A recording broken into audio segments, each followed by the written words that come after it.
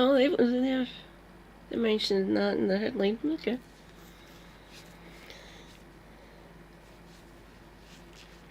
Hello, everyone.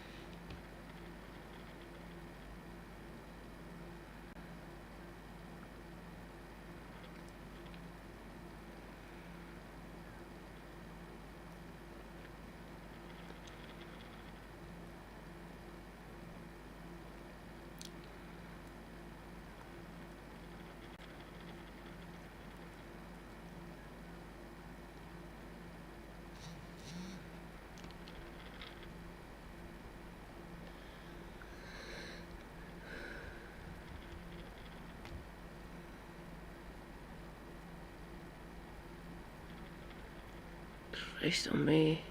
Right.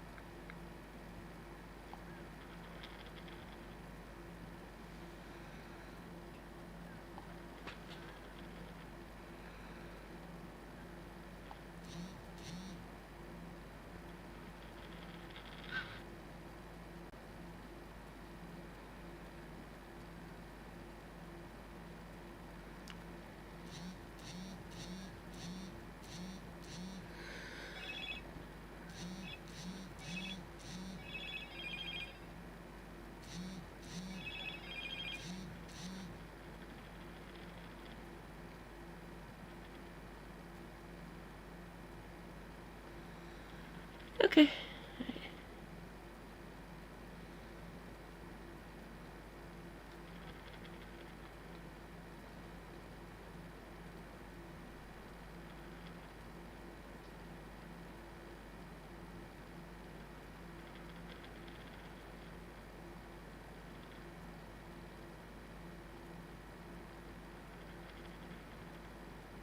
Bloody hell.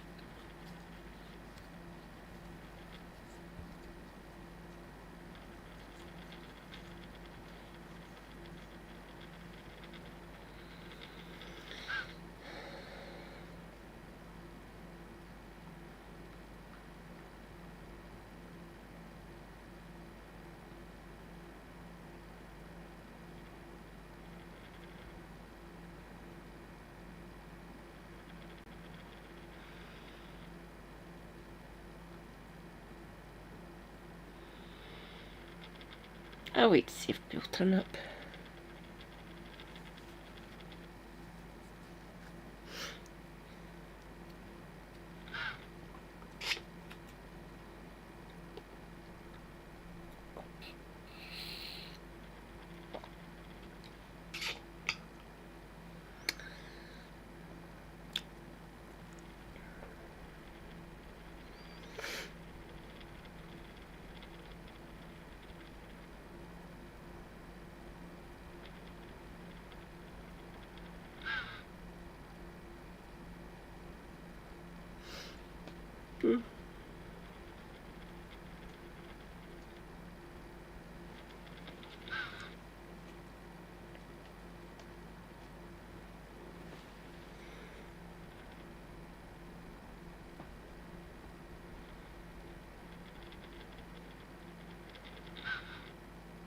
They're a bit low.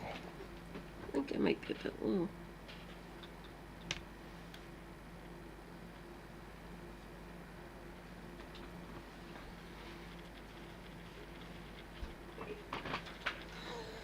Right.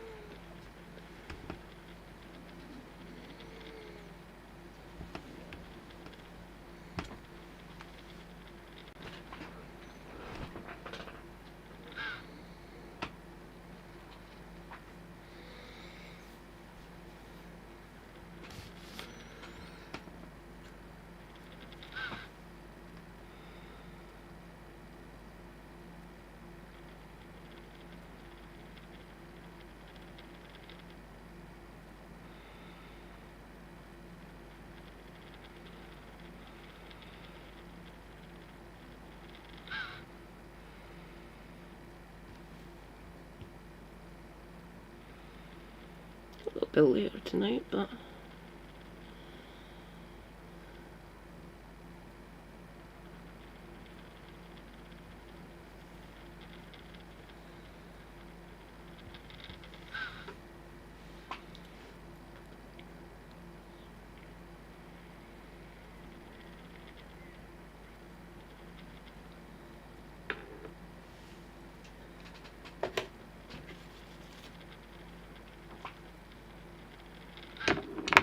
oh.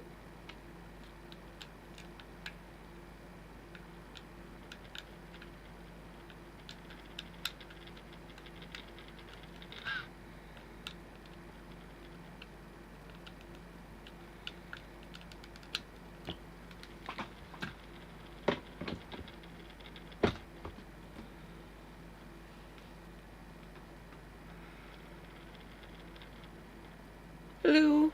Hello. Hello everyone.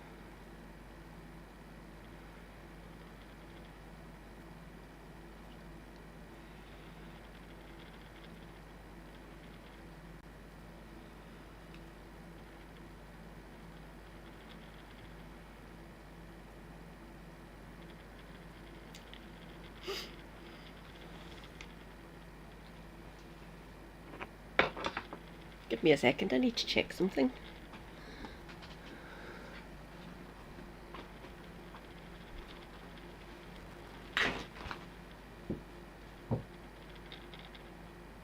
Still flashing.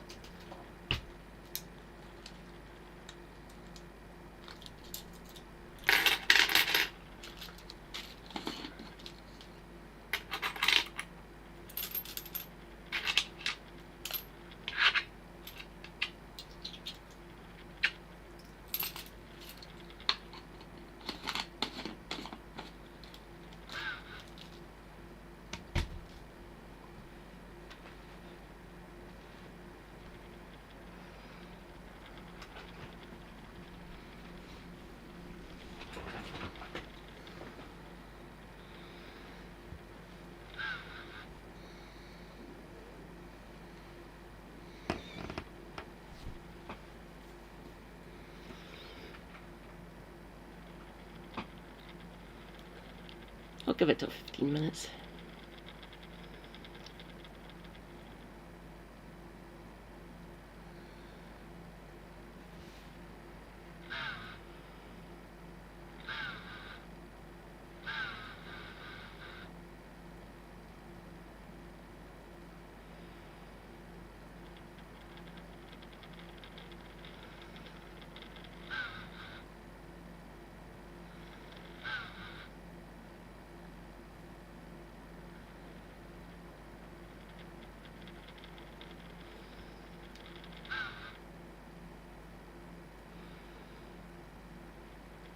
There we go. Okay, shall we? Tory says the Abbey Peerage request turned down before defection to reform, or Manfog and his merry band of fucking lunatics, as I call them.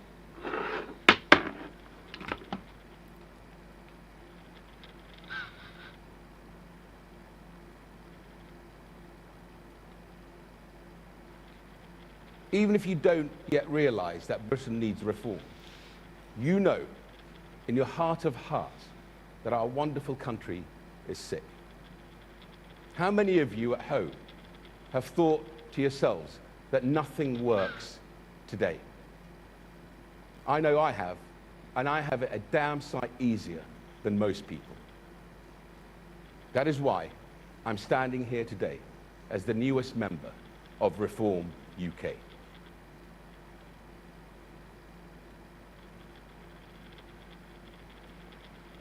They keep on jumping ship. I wonder who will be next.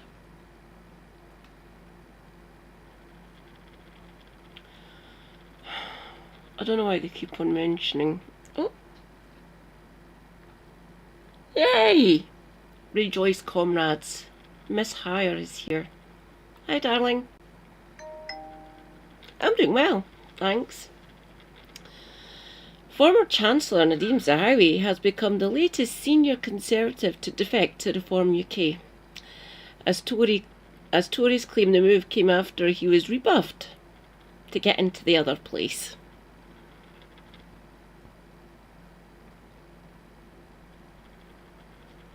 Look at the Rodentia leaving the sinking vessel.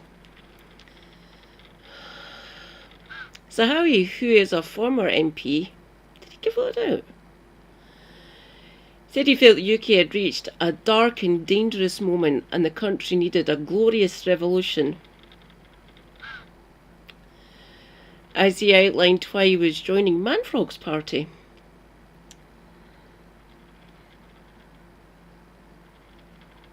Oh yeah, completely self-interested. However, Conservative Chairman Kevin Hollinrake, I think he's still an MP, said the move came after he had made a number of approaches to Kemi, pressing his case to be nominated for the House of Lords, but was rejected. Farage unveiled Zahawi's defection at a press conference basically yesterday, one of around 20 former MPs to join the party. Zahawi was Chancellor for 2 months under Boris Johnson. No, he wasn't. It was 3 weeks. It wasn't even a month. Under Bojo, and served as Minister from 2018 to 2023, making him the most senior former Tory to join Reform so far. Speaking in a pre-recorded video before walking out on stage at the press conference, former Minister Zahawi said Britain was broken. Who the fuck broke it?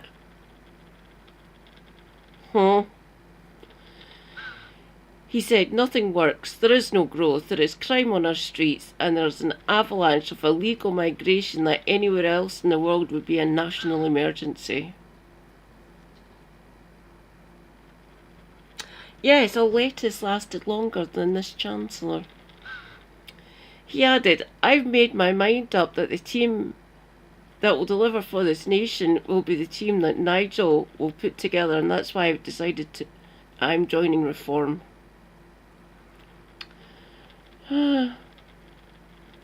Answering questions from journalists, mostly hacks, Zahawi said Badenoch had the baggage of a defunct brand. 4 Farage said elections here in Scotland, Wales and English counties this May was the point where the Conservatives ceased to be a national party. He thought it's already dead electorally and politically, Nadine. But Holmreich suggested Zahawi's thwarted personal ambition was linked to his decision to defect, telling the BBC he had been unsuccessfully pressing his case for a Tory peerage with people very close to Kemmy. The party chair said conversations had taken place in recent weeks, adding, "It seems strange to change his perspective only a few weeks down the road from those conversations taking place, because he threw his toys out the pram." He said, "Our position was very clear. Kemmy's position was very, very clear. We want to make sure the people we elevate to the other place are the right people who make the right contribution and indeed have the right backstory." The fuck do they mean by that? "We were very concerned at Nadim's past problems with his tax affairs,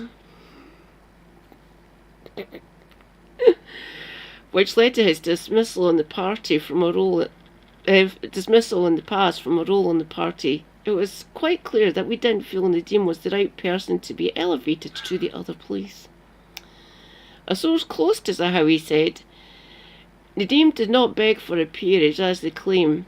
Kemmy called him for advice on how to save the party, and he decided to join the only party he feels can save Britain." Reform won't save Britain, trust me. If that gets voted in as Prime Minister, lots of us up here will literally dig the ditch ourselves. I do not want that as my Prime Minister, thank you. Earlier, a Conservative spokesman said Reform was fast becoming the party of has-been politicians looking for their next gravy train.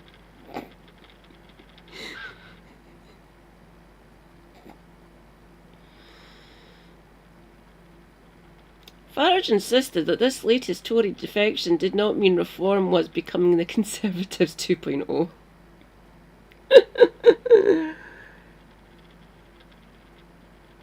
Oh yes, Lord Yum Yum.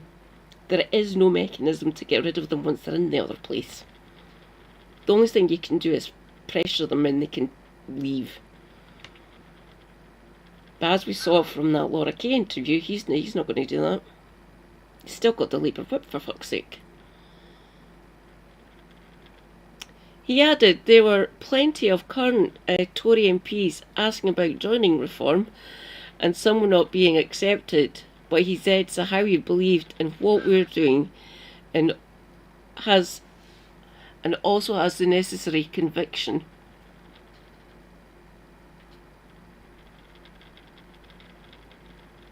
Rejoice, comrades, Reza Lindsay. Exactly.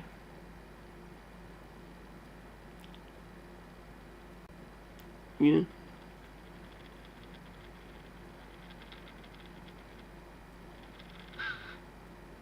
Oh, so do I, Reza. How loud do we have to get to be listened to, really? He actually stood, Keir Starmer actually stood on a platform back when he was his leadership campaign, saying that he would reform the House of Lords. Quickly reversed on that one, didn't he? As well as his 2 months as Chancellor, 3 weeks, get it right, at the end of Bojo's time as PM, Zahawi was Education Secretary, Chancellor of the Duchy of Lancaster and Chairman of the party.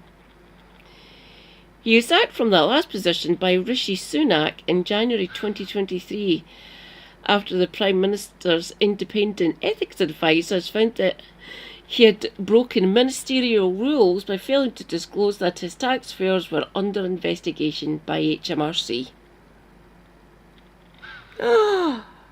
Rejoice, comrades, Divinia. Hi, darling. Asked by the BBC about being sacked over his tax affairs, Zahawi said, "The mistake I made was not to be specific about my declarations to the Cabinet Office. I absolutely think that politicians should be held to a higher level of accountability. But I shouldn't be precluded from doing the right thing by my country." Oh, for fuck's sake.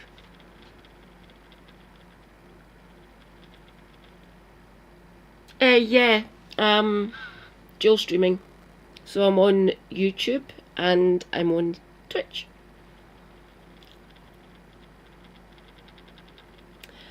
Labour Party chair, MP Anna Turley, said Zahawi was a discredited and disgraced politician who had previously repeatedly lambasted his new boss over his divisive and extreme rhetoric.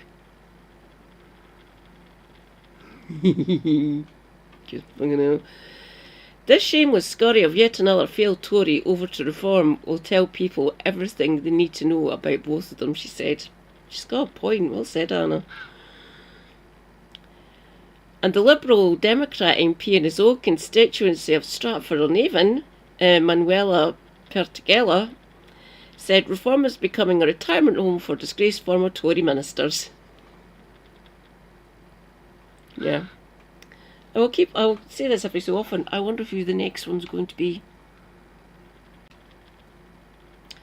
Zahawi was a candidate to succeed Bojo as Prime Minister in 2022, but only attracted the support of 25 of his colleagues and was eliminated in the first round of the leadership contest that Truss won.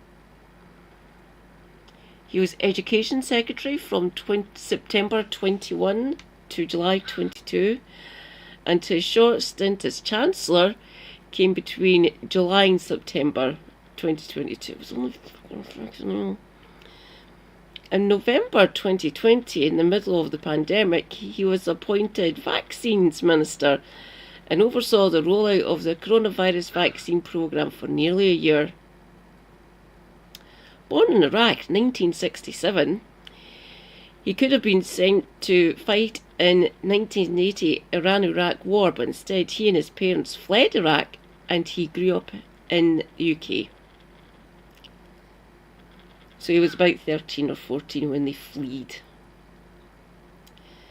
Questioning whether he had concerns about allegations of racism made against his new party leader by more than 30 school peers, claims denied by Farage, Zahawi responded, "If I thought the man sitting next to me had in any way a problem with people of my colour, I wouldn't be sitting next to him."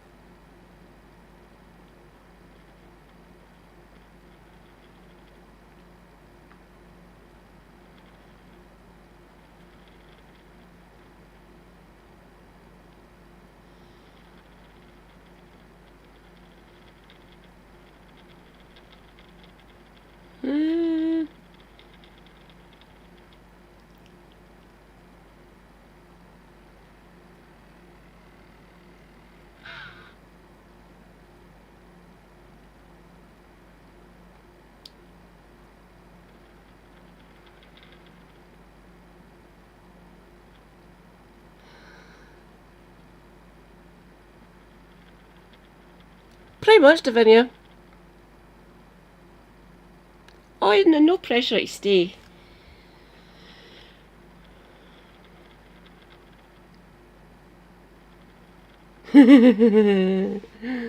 Why 2026 is Keir Starmer's make or break year?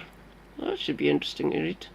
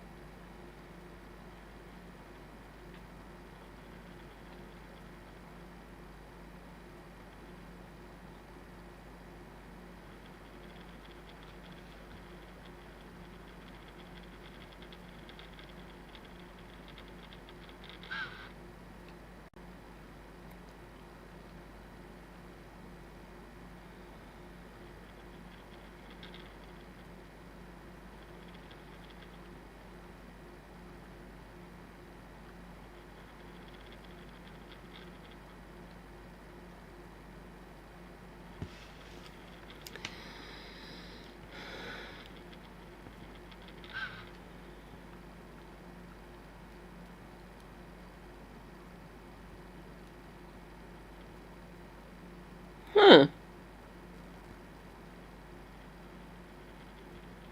We're going to have to go at their live one from tonight. There we go.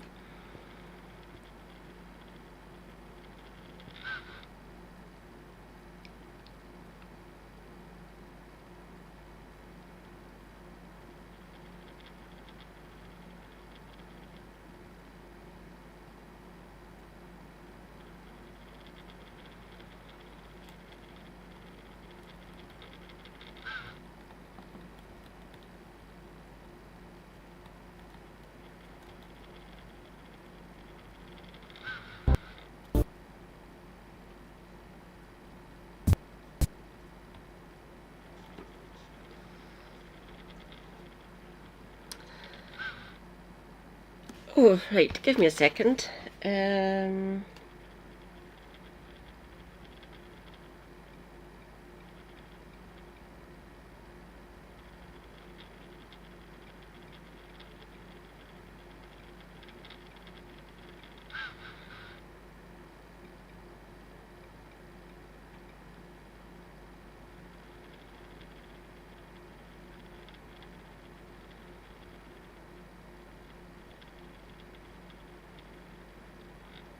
There we go. Just type that into YouTube and you'll find me.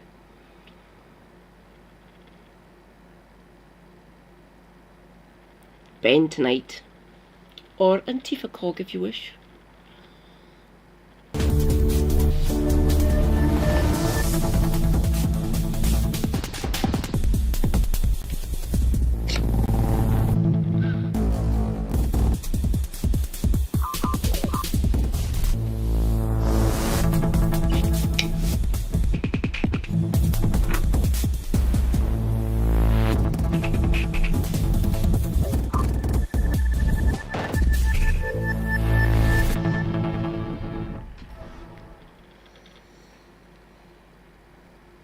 Welcome to Normal Ireland Live.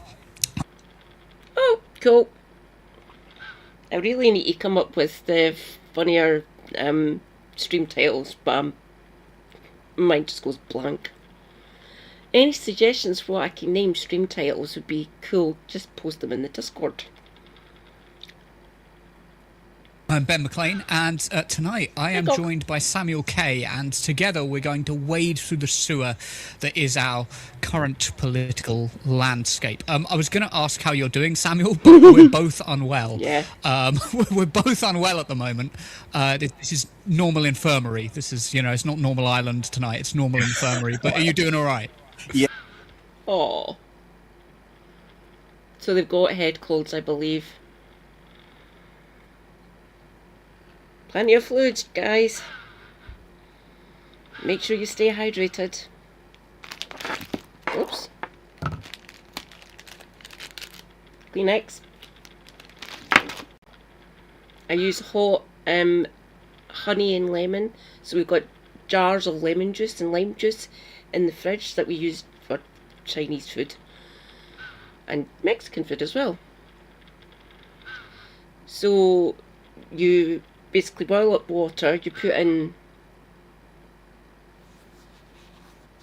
a tablespoon of lemon and however much honey you want to sweeten it. The honey soothes the throat if you're literally so it's super happy that I came up with that idea for me to save having to buy lime sip. It works better. Or lockets or strepsils. I prefer lockets. I used to be a Halls Soothers, but they've got expensive.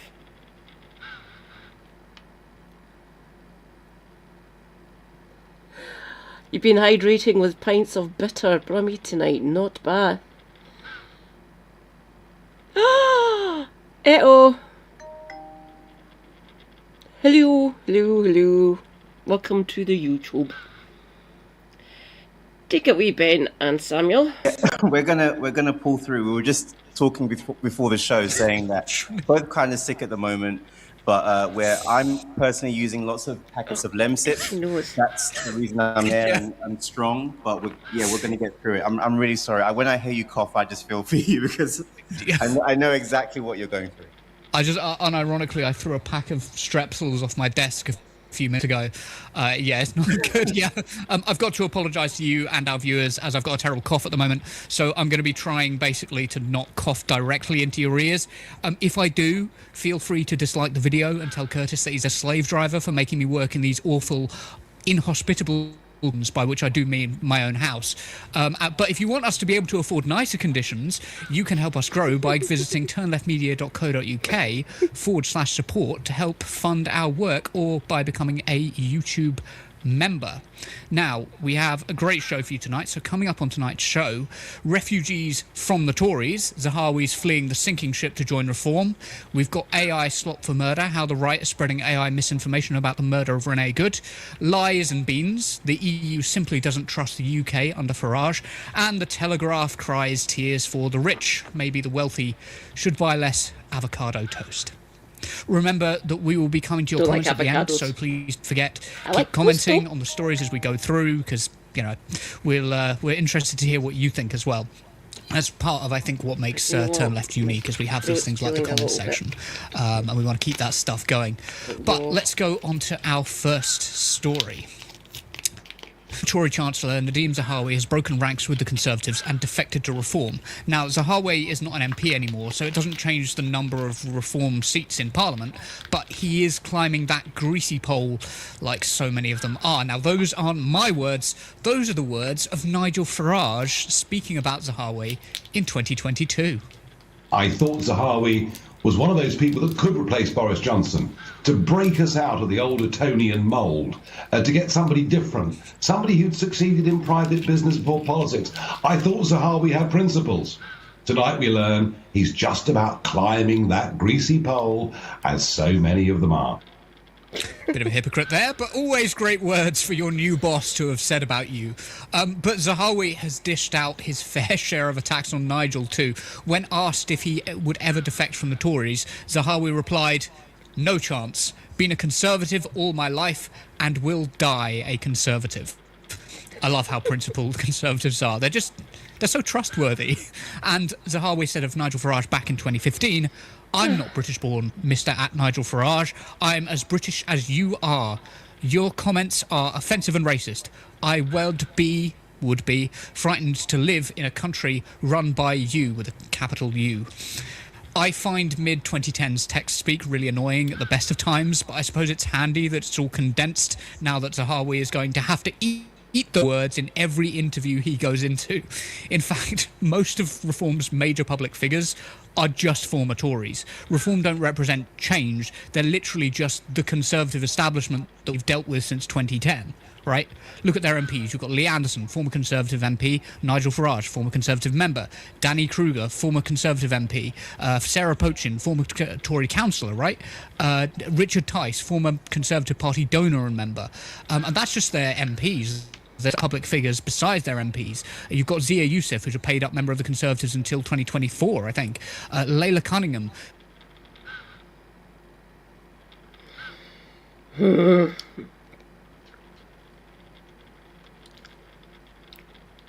Who's a former Conservative Party councillor, Gwaine Towler, who was a Conservative and then a member of UKIP. They're all former Tories because they would rather change up their name, do a bit of rebranding, than admit that Conservatism just keeps making things worse for everyone.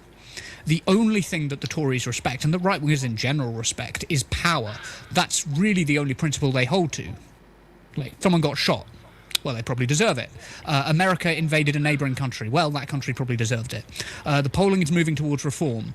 I'll just join them instead. If you don't like my principles, they're flexible. If you don't like my principles, I've got others.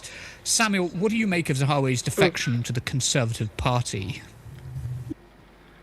Rejoice, the main mod is here for a bit. I'll hydrate once I've finished my law kit, so it's basically throat lozenge. I'll get the hydrate, don't you worry, my dear. Rejoice, comrades. Brody! Hi, Brody. Exactly. Yeah. Well, first of all, this story is wild. Like, I think I'm still kind of trying to process it as well. For someone who was so, like you said, boldly against the Tories, against Nigel Farage, to come out and then do this. But at the same time, even though it is a wild story, it's kind of not surprising as well, because we know the continuity of Conservatives and Reform and Conservatives. The fact that so many have defected, so many Tories have defected to Reform, and they've been welcomed so openly after 14 years of Tory austerity.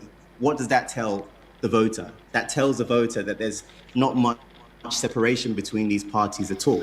And it's so funny because during the 2019 election, you remember that Nigel Farage, under the Brexit Party, then stood many of his candidates down in those seats to help Boris Johnson become prime minister. So the idea that we're so different from the Tories. Give me a break. Give me a break.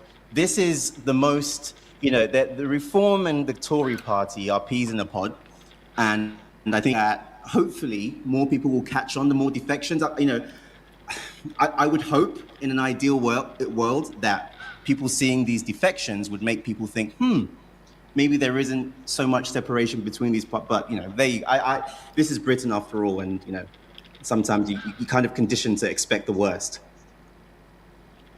Yeah, it always drives me mad how it's not just the Conservatives, but it's the right wing in general. I get the feeling that you look at their policies and you just, take Reform talking about like lowering the minimum wage for the youngest people, and it's like you just want to make things worse for libertarians wanting to get rid of, like, right-wing libertarians, this is like wanting to get rid of all parts of the state except like the police and the army, except the worst bits that authoritarians always use. It's like you just want to make things shit for everyone, don't you? Just very quickly and tangentially, did you see the tweet from Tim Pool this week talking about gutting the Department of Education and literacy was a mistake or something like that? Oh, yes, universal. Yeah, universal literacy was a mistake. I think it's so clear. I don't understand why she didn't. Now, if they can get their shit together, they may actually get some councillors voted in down in England. And because of the defections from the Scottish Greens to your party up here, from my branch actually, Glasgow, it might have burnt a lot of those bridges, especially here in Glasgow. So yeah, that's fun. Yeah, you're absolutely right, Ben. I think that I did see those comments about the wages of young people as well, and also I don't know if people saw the comments that Nigel Farage made about working from home. Did anyone catch that? Where he said that he essentially wants to outlaw working from home. I think his whole agenda is just literally serving the super rich. That's it. And it's so funny, there was also a story. This is just just so many things about Nigel Farage in the news recently. But did you see there was this scandal about how he was, selling gold online or something, and he didn't clarify about the nuances about how you can actually lose a lot of money with gold and stuff. Did you catch that?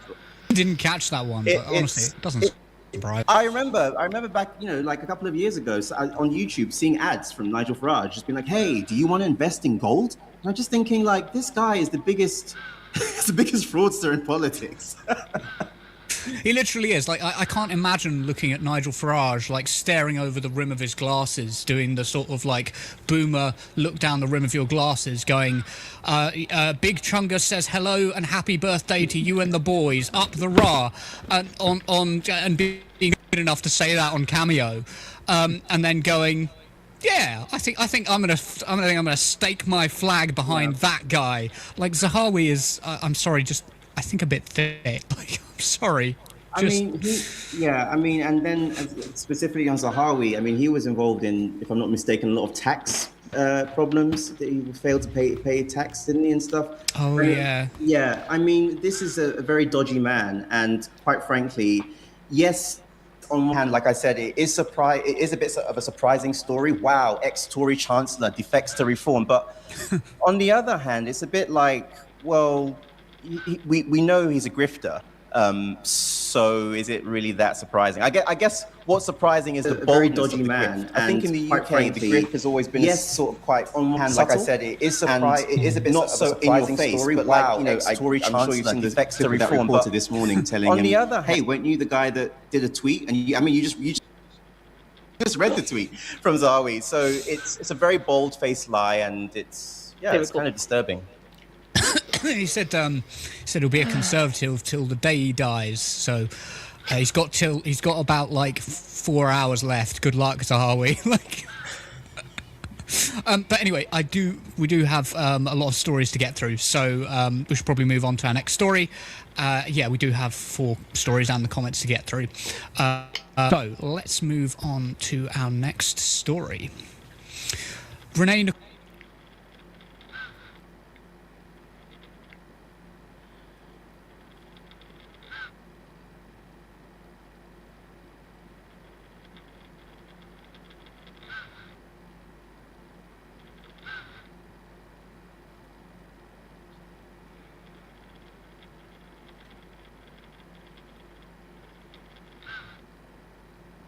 Oh, that one might be fun to watch.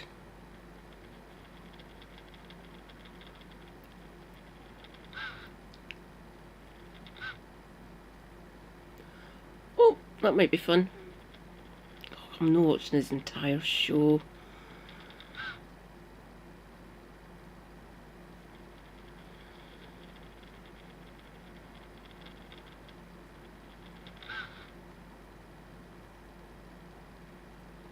Okay, The National. This might be fun. Hello, everybody, and welcome to another edition of the National Podcast. I think this is the first one I'm here for in 2026. Me too, yep. So welcome to a new year of National Podcasts, although probably not for everybody. So first things first, we wanted to talk about, well, our front page. There is a lot of news happening today. It is a very, very busy Monday morning, but first things first, the front page. We have splashed, as they say in the business, on a Freedom of Information release to the Treasury, asking for communications between Anas Sarwar, he's the leader of Scottish Labour, and any Treasury ministers, really, but ultimately Chancellor Rachel Reeves, asking, well, basically, what communication did you have before the budget? This really came into importance because Rachel Reeves told the Commons she had allocated an extra £820 million over the spending review period. That's day-to-day spending. Rejoice, comrades. Natok. Hi, Natok. So this is a pro-independence paper, and this is their podcast, so how Labour ripping off Scotland again, yeah. No matter how much I tell people around here and in my family, can he trust Labour? And Anas is a fucking puppet. Apparently he's going to be our next First Minister. Pull the other one, there's bells on it. Seriously. Anas being First Minister. The SNP are leading in the polls, by the way, and Reform are second. And it keeps on changing between Scottish Greens and Labour in third and fourth position.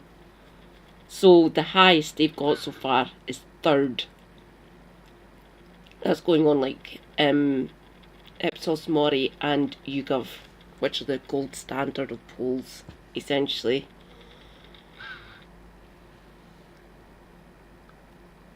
Till 2029, investment spending, capital spending until 2030, because Anas Sarwar asked us to. Great fanfare. Yeah, great fanfare. I think Abby wrote that. Abby Garton Crosby wrote it. It was fantastic. But it was, there was jeers in the comments, but immediately, I can remember in the newsroom when she said that, we were all a bit like, did he? Well, the thing was, if Anas Sarwar had asked her to, he was extremely quiet about having done so himself. It was only a day or two before she told the Commons, oh, Anas Sarwar asked me to do this, that he was on STV and had no answer when he was pushed on what he'd asked the Chancellor for. No, Colin Mackay was just going at him again and again. No, but what do you want? And all he could say was, I want it to be a Labour budget, which is meaningless, twaddle. Obviously, yeah. Yeah. What the fuck does he mean by so that? the FOI, it showed nothing. Nothing. No Nothing. communication, which is Yeah. kind of becoming a bit of a pattern here. I think the SNP, us as well, have kind of noticed this is a good way of finding out if there actually has been this communication that Scottish Labour and Labour are claiming. And every single time we just get the same knockback. We've got none of these files on record. It's like the way that these politicians speak to each other is through these letters. They put words on paper so they can say, look, I've been doing this action, I've been doing this, look, on this date I did this. The fact that there's not even an email. I know. Well, that is what the defence was from Scottish Labour. So in the story it does say that Scottish Labour, the spokesperson said, normal people don't communicate through formal letters. But these aren't That's normal the thing. people. These are normal people. These are MSPs, Yes. MPs, And if the you're- Chancellor. And if you're not wanting to get caught out with this sort of stuff, if you do want proof that you are standing up for Scotland, then you really should write it down. Yeah, I mean, the implication, if we think that through, normal people don't write letters to the Chancellor asking for things in the budget. I'll tell you who does do that. Charities. Like, other Yep. politicians. Yep. But is it a tacit admission from Scottish Labour, like, oh no, if you actually want to get something out of the Chancellor, you need her ear. You need to be in private with her. You need to be in a room with her. Back rooms, Yeah. with no cameras, no microphones, Yeah. no notes taken. Yeah. It would be great if we could get away with Bit stuff sus. and not have to put a note in. Yeah, I think the only people that get to speak directly to the Chancellor and ask what they want are BlackRock, Blackstone, Yep. all the various investment companies with slightly similar names, but Quadra the Capital. same Yeah. modus operandi. But yeah, it's just quite baffling, really. It echoes another story we ran. I think it was Thursday. It got published with Douglas Alexander on the Coastal Growth Fund. So for people that are a bit out of the loop on this one, there's a big fishing fund, basically, that the UK government brought in after the anger at the extended EU deal, and they were like saying, this fishing fund is going to be fantastic, it's going to be used to renovate the UK fishing fleet and make the industry fit for the future, rather than allocating it based on the size of any fishing industry or the size of employment or whatever it might be, the value of fish landed. We're going to allocate it based on population. So England's ended up with the lion's share. And it's like, I can't remember the exact number, but it's massive. It's like 88% or something. While Scotland, Northern Ireland, Wales allocation has all gone down. It's okay, fine, if you're going to decide that, I suppose. The First Minister was saying, did the Scottish Secretary, Douglas Alexander, did he make any representations on this? The only way we can find out, again, is FOI. And again, we get the same response. No, nothing. It's like, well, yeah, I just struggle to But believe. wasn't it no Scottish minister made? It was no one from the Scotland office. Yes, Yeah, that it included covered- Ian Murray. It concluded Ian Murray because he Yes. got fired in September, and Yeah. it went back and back. But yeah, we're just told constantly, oh, Scottish Labour are on your side, they're standing up for you, and then you ask for the receipts, No, and they no. say, who keeps receipts?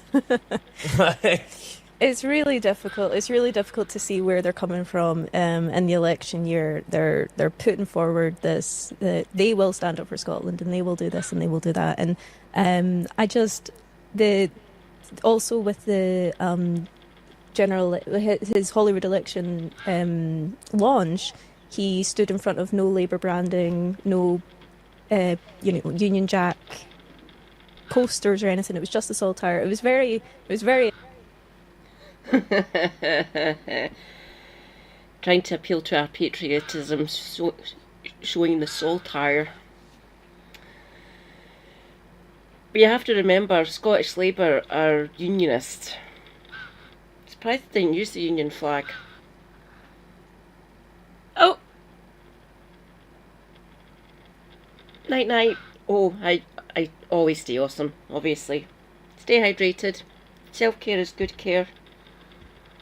Take meds if you need to take any. Stay based. Free Palestine, and tell Douglas Murray where he can fucking go. Douglas Alexander and Ian Murray. So we got rid of these fucking Blairite bastards.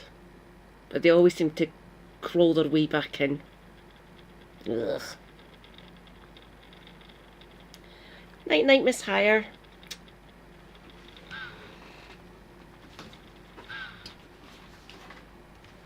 Okay.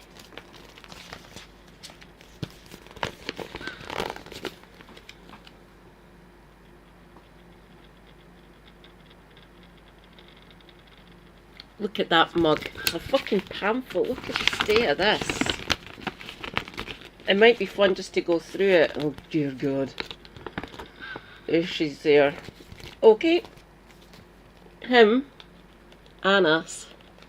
He does not have a constituency. He is list. He is list for me.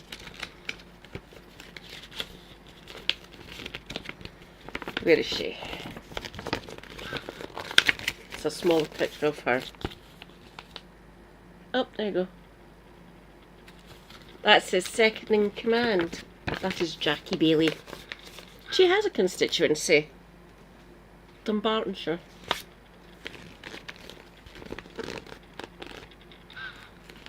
Look. Another list one for me. Paul Sweeney. Other than that little brooch or pin there on his jacket, you can't tell he's Labour. Look, boom, red everywhere inside.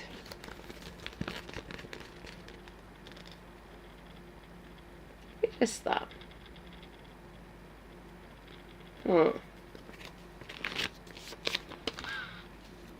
So I'm collecting all the election leaflets that come through my door.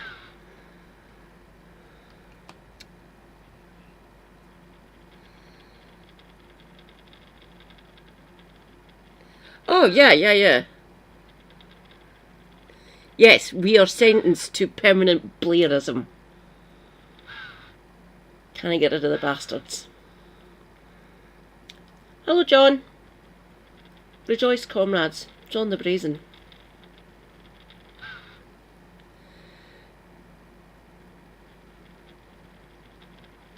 He'll not do that.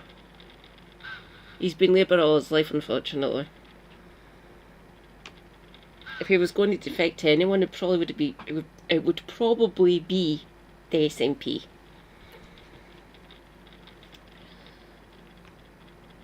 SNP looking. Yeah, there was none of that Labour change. Yeah, exactly. Red anymore. And so you just, if you're going to portray this, people aren't thick. They're not stupid. They are gonna want the receipts. They are going to want to see. What did you say? What did you say to these people to stand up for me and my interests? And yeah, I can't quite see how they're thinking. He does try to distance himself from the national Labour government, essentially. He does actually try to stand up for Glasgow.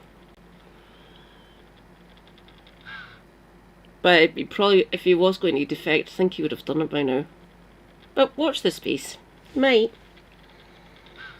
Whenever I've seen him on debate night, he's always been relatively decent.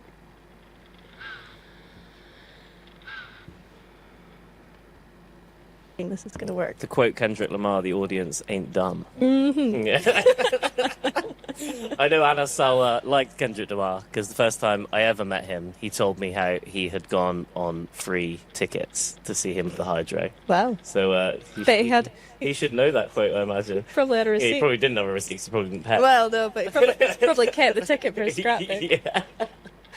But yes, that was the splash. As you say, going to be more and more in the foreground as the election comes forward, because it is going to be a case of who can stand up for Scotland. Like, it's very important for voters that, and that is why the SNP tend to do quite well in the Holyrood elections compared to the Westminster elections, when people are like, well, we want a Scottish government that's going to be different and proud to be different of what's happening at Westminster, still stand up for us more. And it's not even just the Scottish government, it's also the in Westminster who's standing up for them as well. You know, that is where the SNP have consistently got members as well. It's every time the SNP, you know, create a bit of a rammy in the Commons, is, you know, standing up and holding the government, whoever it may be in the day, to accountability.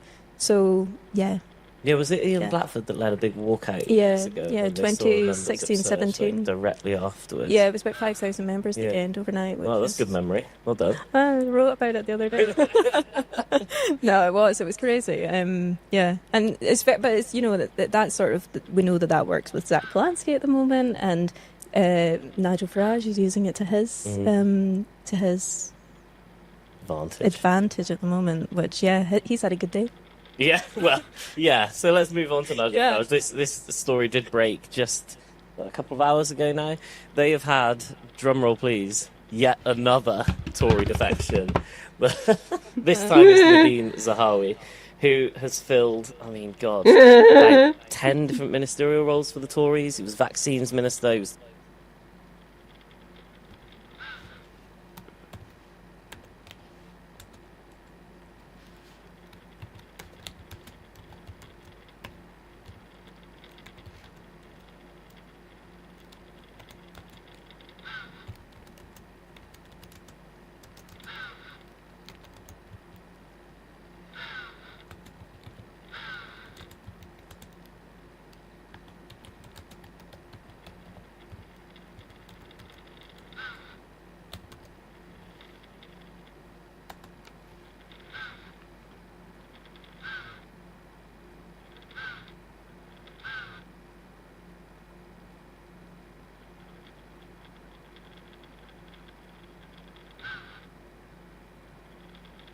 Blackford. Thank you, Mr. Speaker. The Prime Minister gave a commitment that she would treat Scotland as part of a union of equals. Yet last night, she pressed ahead Union of equals, with a my power arse. grab in direct opposition to Scotland's elected Parliament. The Prime Minister silenced Scotland's voice, having broken constitutional convention and plunged Scotland into a constitutional crisis. Will the Prime Minister now commit to bringing forward emergency legislation so that the will of the Scottish Parliament can be heard and, more importantly, respected? Can I say to the right honourable gentleman that we do expect that the outcome, and it will happen, that the outcome of the whole process of Brexit is going to be a significant increase in Holyrood's decision-making power. It is not the case that this is in any way a power grab. Over 80 areas of responsibility, of decision-making, are going to flow direct to Holyrood. Only the SNP could say that getting 80 areas more areas where they're going to take decisions was a power grab. If he wants to be concerned about the process that this House has followed in relation to the legislation, his real question should be why it was the Labour Party who manoeuvred last night, used procedural manoeuvres to ensure that there was no debate about the amendments referred to on Scotland. Ian Blackford! Mr. Speaker, I really do hope that the people of Scotland listen very carefully to what the Prime Minister said, because the reality of the situation is that powers that are enshrined under the Scotland Act in 1998 are being grabbed back by this House. It is a power grab, and the MPs from Scotland were not given the courtesy of even debating it last night. It is a democratic outrage. The people of Scotland will not be disrespected by this Parliament. Mr. Speaker, under the circumstances, given the disrespect that's shown, I have got no option but to ask that this House now sits in private.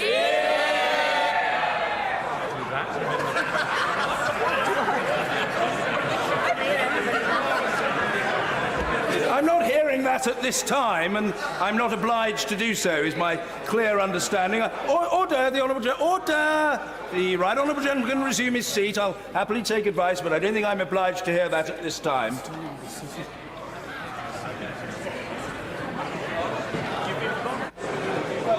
Well, what I'd say to the right honourable gentleman is, I think the standing order requires that the matter be put, if it is to be put forthwith. Order. It might be for the convenience of the House for the matter to be addressed at the conclusion of Prime Minister's questions. And if the right honourable gentleman, who had not signalled to me his intention to do this now, order. I'm always grateful for the moral support of the right honourable lady, the member for Broxton, even when it is chunted from a sedentary position. I realise that it's done for my benefit, but I think I can handle the matter. We could have the vote now, but we could have a vote now. I think this might be PMQs. And it's rather busy. It's funny seeing it that busy, actually. But yeah. Yes, that's where Helena is. That's whoever her MP is. But yeah, that's where Helena is. So back then, with this one, my MP was SNP, and it was Anne McLaughlin. And she done quite well for us. I quite liked her. But in the way they feared us and cowed us and said you have to vote Labour to get rid of the scum, we went back to a Labour MP, and she's followed the party line on everything. Even the monstrous fucking disability cuts. Thanks, Maureen. I hope you don't fucking survive. She's a former councillor, by the way. She was the councillor in Glasgow City Council.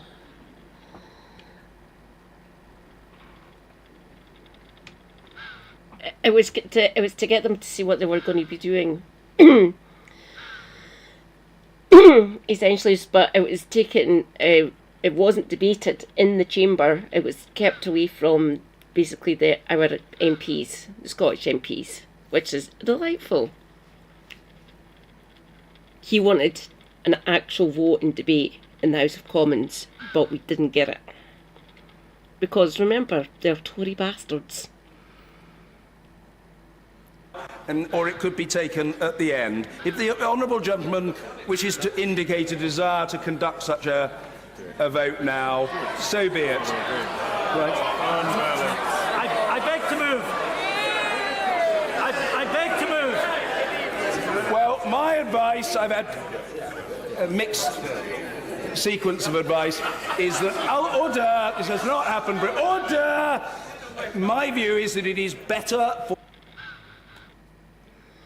So look, this one here, that is David Mundell. He is a Scottish Tory. One of the Dumfries and Cumbria, I think, before the boundary changes and shit. So he's a Scottish Tory. They are vanishingly rare now. And most of the Tory MSPs up here, they are mostly list. Because constituencies up here don't vote for the scum for many reasons. Order! This has not happened, but order! My view is that it is better for the vote to be conducted... Order! My view is that it is better for the vote to be conducted at the conclusion of questions to the Prime Minister. No, I'm not... Order. I always admit of the maximum number of votes and divisions, as the right honourable gentleman should know from his experience in the House, but I hope that he will trust me that I know of what I speak. There can be a division, and it will be at the end of this session, not now. That is the end of the matter. The Prime Minister. Mr. Speaker, might I ask... No, I'm not debating. No, resume your seat. Resume your seat. Mr. Blackford, no, you're not moving anything. Resume your seat, young man. Resume your seat. Just snagging off the Greens now, yeah. Resume your seat. No, resume your seat. No, resume your seat. Mr. Blackford, I'm... Order! The House will have heard very clear... Order, please. The House will have heard very clearly my acceptance that there can be a vote on this matter. Order. Mr. Linden, I say to you, and I say it in the kindest possible spirit, don't tell me what the procedures of this House are. I I'm telling you that there can be a vote at the end of this session and not now. I'm not conducting... Oh, no, Mr. Blackford, order! She does, Reza. Order! Under the... Under the...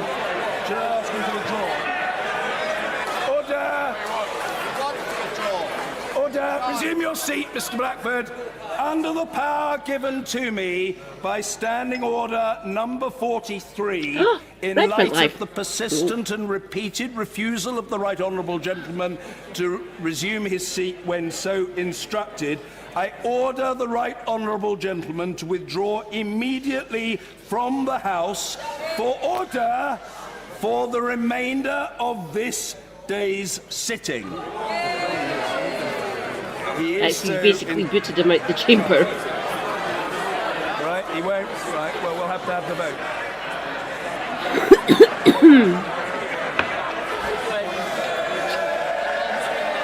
Very well. Very well.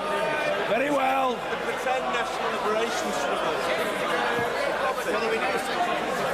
They obviously want to. Well, extraordinary scenes in the House of Commons and in the Chamber today, because there has been something of a battle and a showdown between the Speaker, John Bercow, and the SNP leader in Westminster, Ian Blackford, and it has resulted in every SNP member leaving the chamber for the remainder of Prime Minister's questions. I've never seen this before. Anyway, let's go back into the House.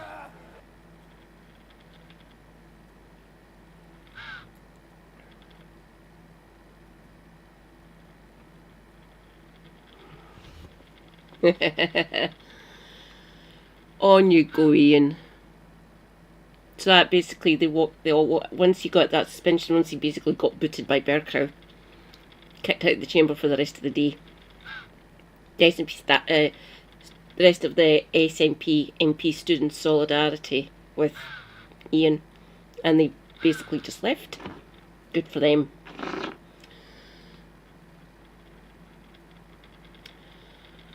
Back to the National. Where are we? There we go.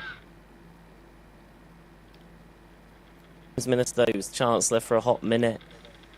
A real hot minute. Yeah, a really hot minute. I think he got made Chancellor. It was quite extraordinary. He got made Chancellor by Boris Johnson. Yeah, the Brexit years were fucking crazy, weren't they? Yeah. When Johnson was on his way out, leading a limping government. It was after the resignation of Rishi Sunak. Yeah. Yep. Yeah. Yep. And then the following day, he was like, thanks very much for making me Chancellor. You need to go, which is fantastic. So, we've seen how loyal Zahawi can be.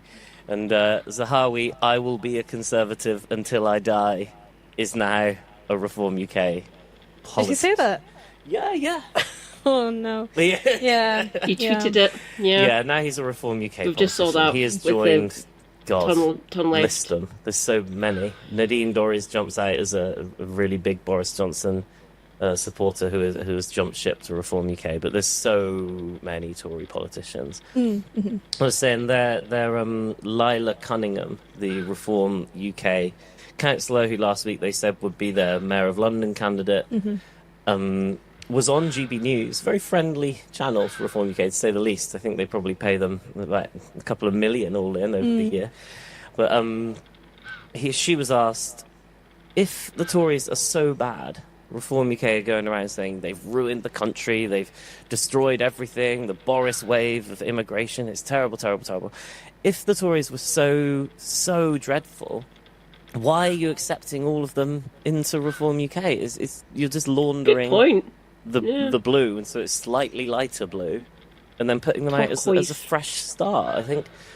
I doubt voters are going to buy it, and I think Reform UK, the Zahawi defection is extremely interesting. Extremely interesting. Like, do you have that tweet that he posted? We were looking at it before. Do we have it? I've got it here. He says, "I'm not British born, Mr. @Nigel Farage. I am as British as you are. Your comments are offensive and racist. I would be frightened to live in a country run by you." That was in March 2015. And he did that tweet and followed it up with an article in Conservative Home. So 11 years later, he has said the UK needs Nigel Farage as Prime Minister. Wow. I mean, Nadeem Zahawi came to the UK as a child, 10 or 11, something like that, from Iraq as a refugee, unable to speak a word of English, went into school. These are exactly the people Nigel Farage was attacking the other week. He was saying how dreadful is it that 1/3 of primary school children in Glasgow don't have English as their first language.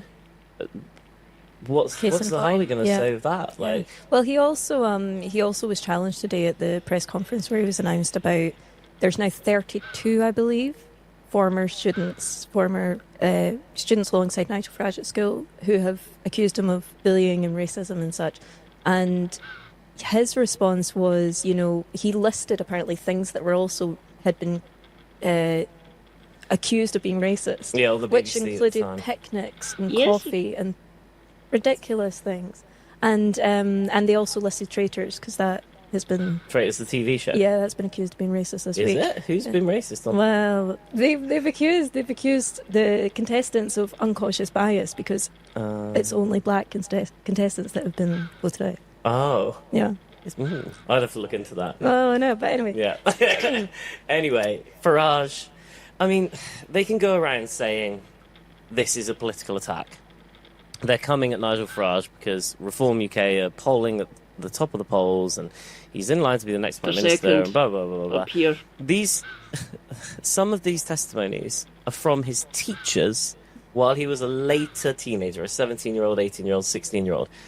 At the time, they were written at the time. They weren't writing them like, oh, we're going to take down Reform UK leader Nigel Farage. They were like, we've got a problematic team expressing neo-fascist views. That direct quote. They seem to be deeply held. Another direct quote. Shouldn't be the prefect because he's been goose-stepping kids up and down some Sussex village or something. I can't remember the details of it. Like, that is not a political attack. That is the teachers raising serious concerns. Like, don't we have this prevent strategy now?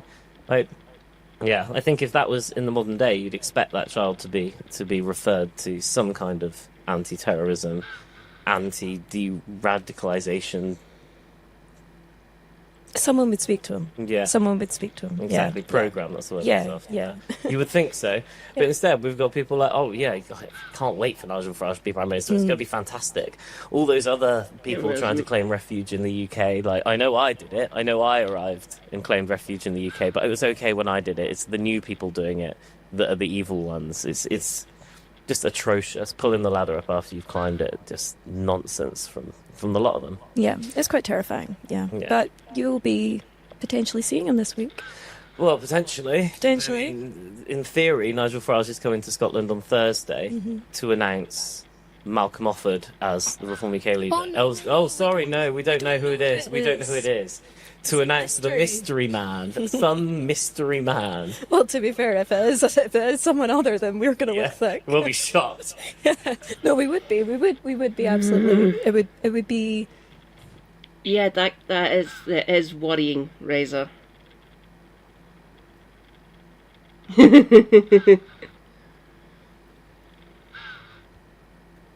I mean, the only other candidate is Graham Simpson. Yeah, put it on record. Yeah. If it's not Malcolm Offord that is announced as the Reform UK leader in Scotland on Thursday, I will buy a hat and eat it. I think you said that.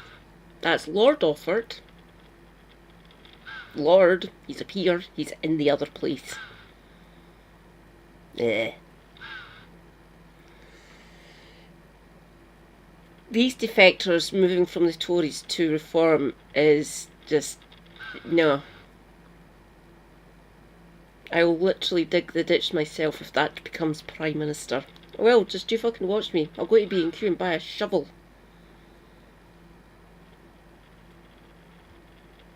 Ready. Oh, will I? What did I say last time? I was probably right last time. We need to keep a list. Well, I haven't eaten a hat yet. No, you've not. I will go and buy a hat and eat it. A big, one of those horrible furry ones as well.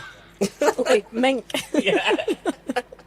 Nice, can't wait. Yeah. There's just no way it's not going to be Malcolm Offord. This whole pantomime about who are we going to pick.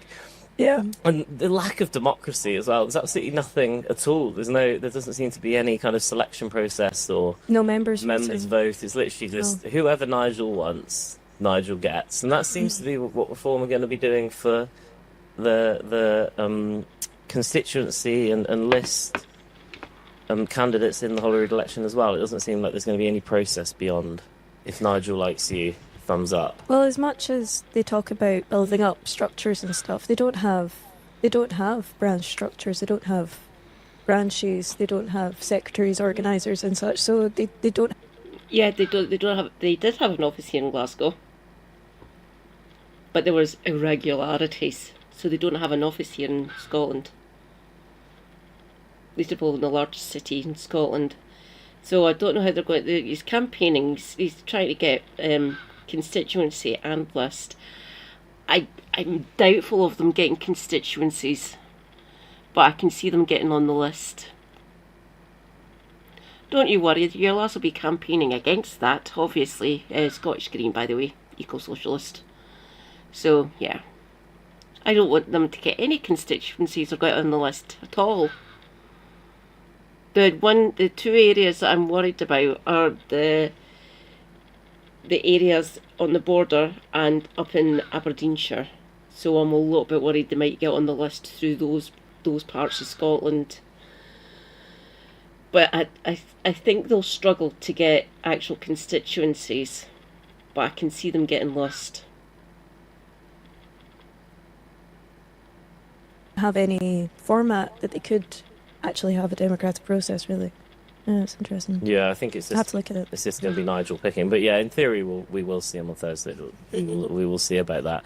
Wonder how many more Tories will have defected by then. I think Russell Finley's probably worried about that as well. If he wasn't the leader, he might be defecting. They're very similar. Probably. He's taken the party in an extremely similar way. What else broke? Russell Finley is the head of the Scottish Tories and Unionist Party, so he's the leader in Holyrood for the Tories. Oh, no.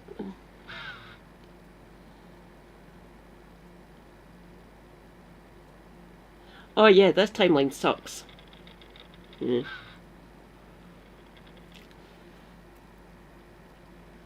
This morning, I'm trying to remember. Oh, the X, the Twitter. Yeah, it's fully X now. XXX. X-rated. Twitter. There's got to be some kind of jokes Twitter. in there. I'd rather not. Rather not. Okay, not doing jokes. Right, yeah, no, in all seriousness, Ofcom, the UK's media regulator, has this morning launched a formal investigation into X. The company behind X, which is cool, it's got a silly Elon Musk type name. It's like the X Internet Unlimited company. Good memory. Yeah. They're investigating them because allegedly, do we have to say allegedly? It's not a police investigation. It's not. Allegedly, Grok, the AI on Elon Musk's X, would make child porn if you asked it to. Yeah. Yes. Which it did do. And we all saw it do. And it also made... millions of times. It's horrible. Yeah. It's horrendous to look through. Yeah. I mean, it didn't discriminate. It also made porn of women without their consent, made porn of men without their consent, children without their consent, probably animals without their consent if you asked it to, but I haven't seen that. Don't even want to. Allegedly. Animals. No. But it just shows the glacial pace that the regulator moves at. But this is them... Ofcom is essentially toothless. Speeding up. What did they call it? The government could actually give it teeth if they wanted expedited to. Expedited process of looking at it. This is expedited. Yeah. Takes you 2 weeks. Yeah, at least. More. Well, but, I mean, this morning as well, Malaysia and Indonesia, they've banned it. Have they banned it? They've banned the use of Grok. Probes launched all they've over. Not banned X, I believe. I believe they've banned Grok. But I don't know how they could do that, to be fair. But yeah, France as well. I think ministers in France got in touch with their watchdog about 4 days prior to the UK government saying anything. Yeah. So it's not just Ofcom that's moving at a glacial pace. I need X, the child porn generator. That's where I speak to my constituents. Well, it's like all your constituents are on X. Like, haven't they seen this madness that's happening? Do you think maybe they're like, I'd like my government to communicate with me somewhere where I can't get child porn on demand? The minister's like, no, No. X is good. Thank you. Yeah, not the party, but Ofcom needs reform. So they need to give it teeth, and I wouldn't allow them to be to be bought. Very much. That was the same response we got from the Scottish Government as well. You know, I got in touch with every party. Only one responded to say they declined to comment on the situation of whether or not representatives were pulling back and such. And that was after Irish government ministers deactivated their accounts. So I think both Scottish and UK governments are just there. I think they're waiting, as well as the parties, as well as a bunch of other, public bodies are just sort of waiting to see what other people do. Which is if one falls, well, exactly. If one goes, then others will follow. But yeah, it would be good if someone could just. I mean, why has it taken so many straws to finally break the camel's back on this, which is not even broken? The camel it's still going. Walking. Yeah. Last September, he called for violence on the streets of the UK. He said civil war was coming. Elon Musk, I mean. Over the weekend, he said that white men are going to get slaughtered if they end up in the minority. He's promoted Alliance for Deutschland. We're still majority white nation. Well, I just mentioned the Tommy Especially Robinson Scotland. rally, which is openly far right. And then Elon Musk has the sheer cheek, to turn around and be like, you're looking at bringing the regulator in to take action against my child porn generator. You're a fascist. It's like, but I'm going to charge. Look at yourself. You gave Nazi salutes a year ago on camera. We watched you do it. Yeah, and then I'm also going to charge people to use the model now. Yeah. If anything, that's worse. We can't legally, you can't say he's making money because we don't know, we can't see his accounts, but he is at least, he's charging people to now use Grok to create sexual material. I mean, I'm just astounded at the glacial pace of everything. Like, if I set up a brand new company saying free child porn, I would hope the police would shut me down in a day, maximum. But with X, everyone's like, no, just let him do it for a couple more weeks. See where he's going to go with this. Yeah. And where he's gone with it is, okay, not free child porn, paid child porn. And now they're all like, last time I checked, let's have an investigation. You can now create porn. It's easier now than watching it. And that's that, if the UK government is saying we've made the country safer for children and et cetera, you clearly have not. Because now people can just take a picture of a child and do whatever they want with it. Horrible. It's horrible to see. It's not nice to scroll through. On a more optimistic note. Oh, that's good. That is good, isn't it? Cause for optimism. Optimism for activists to do with the Palestine Action. Oh, you're talking about the... Yeah. Optimistic. Well, it is optimistic. Well, on an optimistic note... The UK government is charging... I would say innocent people with terrorism. Well, no, that's the bad part. The optimistic part is it could be withdrawn in Scottish law. Yeah. So again, just to catch people up on the actual facts of the matter here. Last July, the UK government prescribed Palestine Action. They said, you're not a protest group, you're a terrorist organisation. That means terror laws kick in. Being a member of this organisation, showing support for the organisation, can land you with huge punishments, including well over a decade in jail. I think the fine might be unlimited. People have then found themselves in hot water with the police for doing things like wearing a T-shirt saying genocide in Palestine, larger letters, time to take action, larger letters.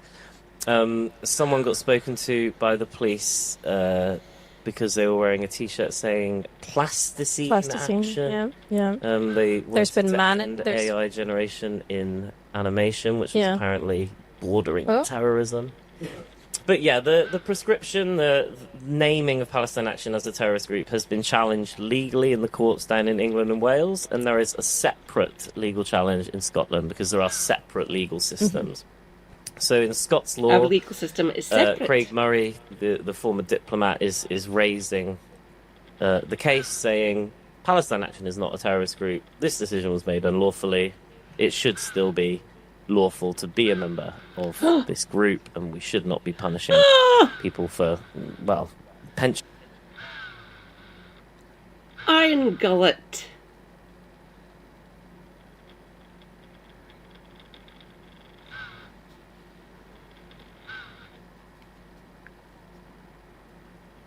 Oh, Christ. Welcome, Iron Gullet readers. Please refresh to make the views count. Welcome. I am MadCat79 Scotty, a Scottish disabled Marxist streamer. This is the National we're watching. Basically, it's a newspaper that supports an independent Scotland. The National's quite good. It always has decent stories in it. Welcome, thank you for the raid, Iron Gullet. Very much appreciated. Welcome, everyone. So he's having a full meltdown on American TV. No fucking surprise. Stephen Miller is truly, truly monstrous. I despise the man.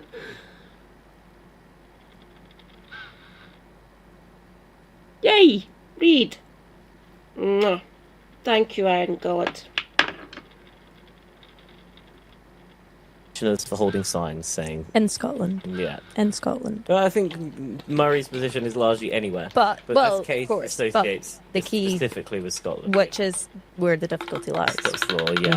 The UK government's position has been interesting. Their first one is, actually, Craig Murray isn't a member of Palestine Action, which would be very good for him if he ever was to be charged Well, yeah. with being a member of Palestine Action. Yeah. Because he could just say, the UK government's argued in court that I'm not a member of Palestine Action. So the UK government is arguing that he's not a part of the terrorist group, and he is arguing that he is. Yes. Which is a really odd thing to be arguing in court. It is funny, and the co-founder of Palestine Action, she has went on record and said, no, he is well placed. With like a sworn statement saying, no, he's involved. He's well placed. He has. The UK government's like, no, you're not a terrorist, which it should be saying to everybody, but it's not. It's fantastic. It's fantastic quote. It is good. It's good. Yeah. And then the second is. Is he beginning to panic? Might see a full-blown fucking meltdown from him then. That'll be fun to watch.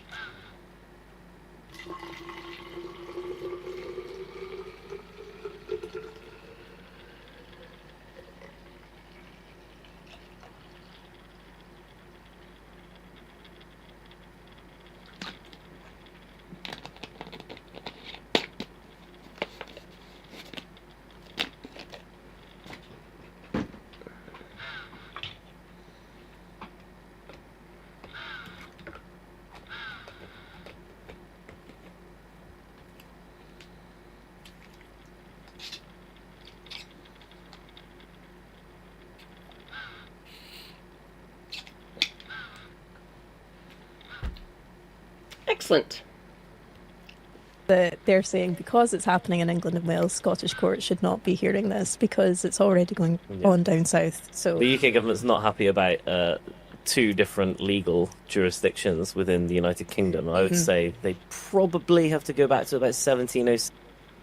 Fuck 'em. They actually adopted our legal system is older than the English and Wales one. Well, the English one. Oh no, it's here. Idiosyncrasy.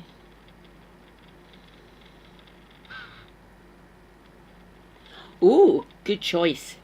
I love lemon diluting juice. So rejoice, idiosyncrasy is here in the YouTube. Hi. Yes, I'm doing well. Thank you for asking.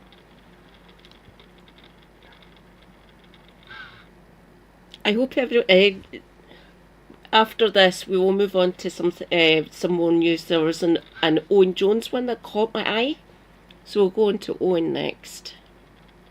Oh, just for the new readers who've came in. There's been a new defection. A former Tory who was Chancellor for a blink of an eye, essentially, under the Boris Johnson government. He's called Nadeem Sahawi. He's went and joined Manfrog and his merry band of fucking lunatics. So that's Nigel Farage and Reform UK. I'm just sitting here wondering who's going to be the next Tory defector, because the Tory party is essentially dead. long time coming. I'm glad their party's dying, but yeah, the reforms just basically the Conservatives 2.0. Yeah. I despise Manfrog. He's a Thatcherite. He can get wrecked. And I'm going to try and counter them if they try to win any sort of either constituency or list for Holyrood here in May.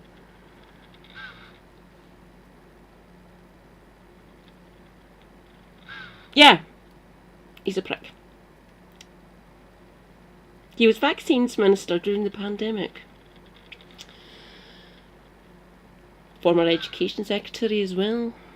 7 to make representations on that. Yeah, there is, yeah. Scott's It's so interesting. for a very long time. Yeah. Way longer than the Act of Union. So, yeah, very interesting positions from the UK government. I can see why. We had our reporter James Walker over at the court in Edinburgh, and adjectives he's been using to describe the Palestine Action kind of legal team's attitude is upbeat, optimistic. Yeah. Looking like, the decision could be heard later this week from the judge, potentially. Yeah, potentially.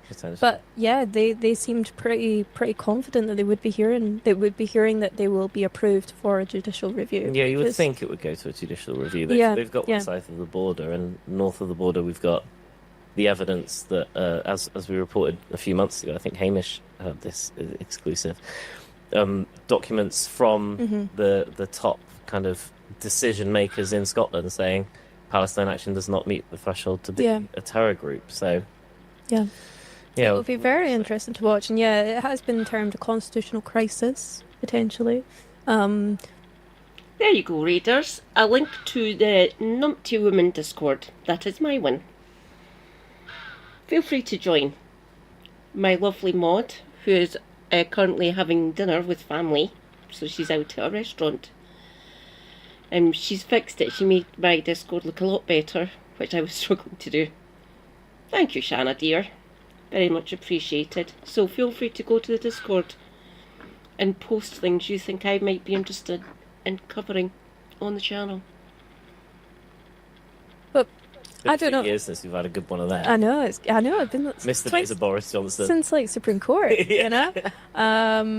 But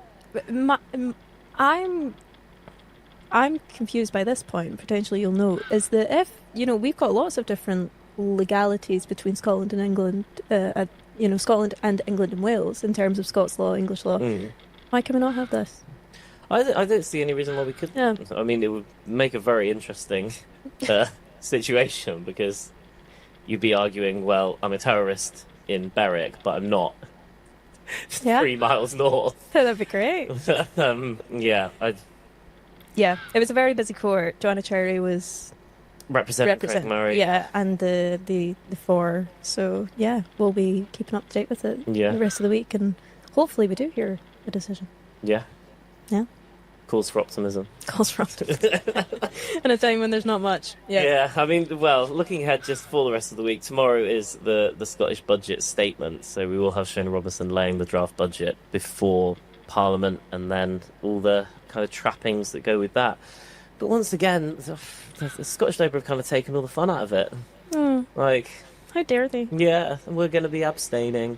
But it's like, why? Why abstain? The other parties are saying, we're going to try and get this out of the government. We're going to try and push them for this or that or whatever it might be. Their argument, devil's advocate, was whatever they do will rejig, will fix when we come into government and vote against it then. Well, that's what. Make them sweat, make them struggle, make them have to strike a deal.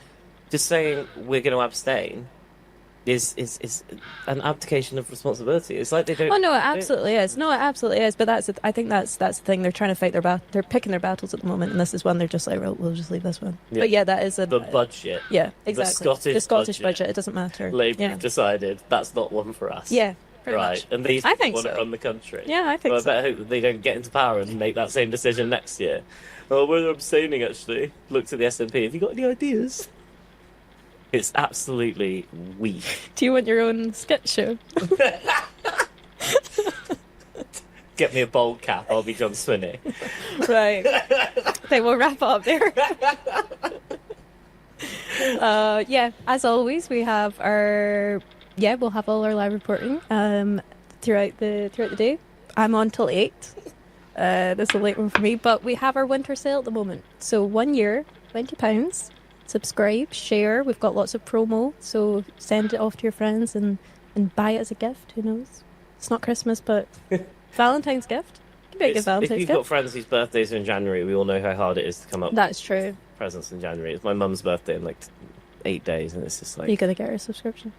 she's already got one. Oh, that's Yeah, nice. she got one in the last round. My I was dad. like, it's £20 now. My dad isn't subscribed. Well, there you go. It's his birthday next week. There you go. Well, there we go. There we go. That's Happy one birthday. more subscriber. Happy birthday, Dad. And Mum, happy birthday, Mum. Right, thanks for listening, everyone. Talk to you soon.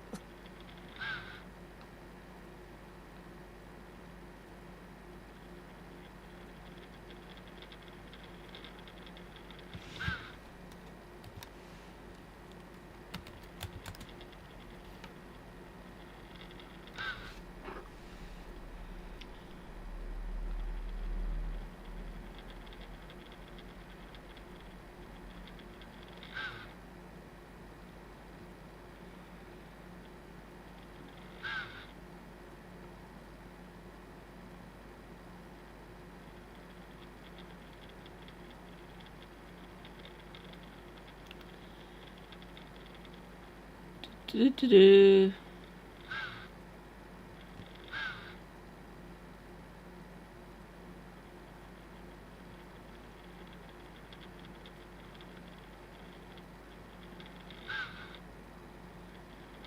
There we go. It was this one. This is ridiculous. This is a slam dunk example of BBC bias and the BBC's failure to do journalism, to tell you what's actually going on in the world. Let's just listen to this clip from BBC Breakfast. It's from this morning. It's discussing Donald Trump, the United States, and Greenland. Good morning, 6 o'clock. Welcome to Breakfast with Sally Nugent and John Kay. Our headlines for you today. Using the American military to acquire Greenland, the White House says it's one of the options President Trump and his team are discussing. Let me just read that back. Let's just read back what was said. Using the American military to acquire Greenland, the White House says it's one of the options Trump and his team are discussing. Thank you, idiosyncrasy. If you're wondering what that noise is, it's a howl of pain emanating from the grave of George Orwell. Using the American military to acquire Greenland. Acquire. Is there any other word in the English language that might be, I don't know, maybe a bit more appropriate? I mean, there are, after all, around 170,000 words in current use in English. It's not like there's a lack of options here. A little thought experiment for you. Imagine this story was about Russia talking about Latvia. Would the BBC say, using the Russian military to acquire Latvia? Can you imagine? Do any of you think for a moment that would happen? Now, we all know what they would say. They would correctly say, by the way, that Russia is threatening to invade Latvia and annex it. That's what they'd say. They would foreground the fact that this would be an act of armed aggression, an illegal act of armed aggression at that. Note the text as well. They're using, on their on-screen banner, US Greenland plans. Euphemistic doesn't even begin to describe it. They're talking about it like, I don't know, government plans for transport or education. Use plans for things like going on holiday, spending time with friends and loved ones at the weekend. To emphasize again, we are talking about the US illegally invading territory in an act of aggression. Would the BBC have as their on-screen banner Russia-Latvia plans? I'm sorry, I shouldn't laugh, but it is ridiculous. If Russia was talking about invading and annexing Latvia, I know they wouldn't. You know they wouldn't. And what's more, BBC journalists and their editors know they wouldn't. We should use this as an example and take a stand, because we saw how the BBC refused to do their job during Israel's genocide, and I'm being euphemistic there. We can see how BBC journalism is completely failing when it comes to Donald Trump going on an armed global rampage. This is a public service broadcaster. If you're British, you pay your £174.50 a year licence fee, and you should expect in response the BBC to get the very basics of journalism right on matters of global importance. So let's complain. It's www.bbc.co.uk/contact/complaints. We'll put that in the video description, so you can just click on it. On screen, when you're asked what your complaint is about, select TV, programme/schedule, and then for the TV channel, select BBC One. Then when you're asked if it's about a previous complaint, select no. Though many of you may have complained about other things. I hope you do. The programme title is BBC Breakfast. When you're asked when it was broadcast, say the 7th of January 2026. When you're asked how you watched or listened to the programme, select recorded and say it happened about a minute into broadcast. The subject of your complaint is up to you. Something, I don't know, like coverage of Trump's threatened invasion of Greenland.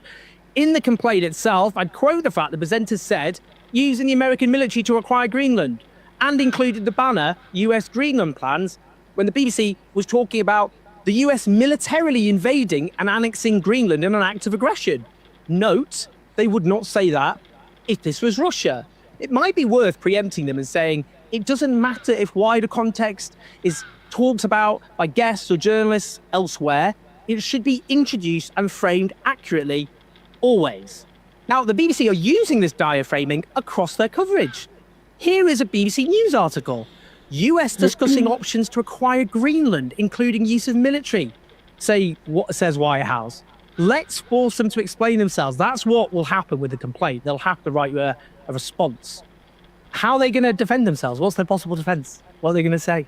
This is important because the BBC is currently being sued by Donald Trump over their coverage of, and we must emphasize this, whatever they did make a mistake there, by the way, it didn't detract from the fact it was, as we must emphasize, covering his incitement of the attempted coup in the United States from exactly 5 years ago. The substance was correct, but they're being cowed. I mean, to be honest, without that, they'd probably still be terrible on this. With Donald Trump's aggression only just getting started, we've got to take a stand now to demand the BBC does its job and reports accurately on what he's actually doing. Now, as I covered this week already, BBC journalists were sent an email banning them using the word kidnapped to describe the US kidnapping of Nicolas Maduro. Instead, they've been ordered to say seize, the term you might expect to hear for, I don't know, stolen goods or drugs, for that matter. It's not just the BBC either. On ITV, the banner text reads, US discussing options to acquire territory. At least in their defense, they have Greenland threat alongside it. Just so we're up to speed, the White House press secretary, Caroline Leavitt, has said President Trump has made it well known that acquiring Greenland is a national security priority of the United States and it's vital to deter our adversaries in the Arctic region. The president and his team are discussing a range of options to pursue this important foreign policy goal. And of course, utilizing US military is always an option at the commander-in-chief's disposal. In other words, the US is determined to invade Greenland because Denmark's not going to, or Greenland, they're not going to go, okay, he'll fine, have us. That's not going to happen at all. So that means the only option, so-called, they got is an invasion. It's absolutely clear that Donald Trump's determined to do exactly that. That will be the end of NATO, because if one NATO member attacks another NATO member, that's the end of that alliance. What are the Europeans doing about all this? Well, the US has clearly noted they're pathetic.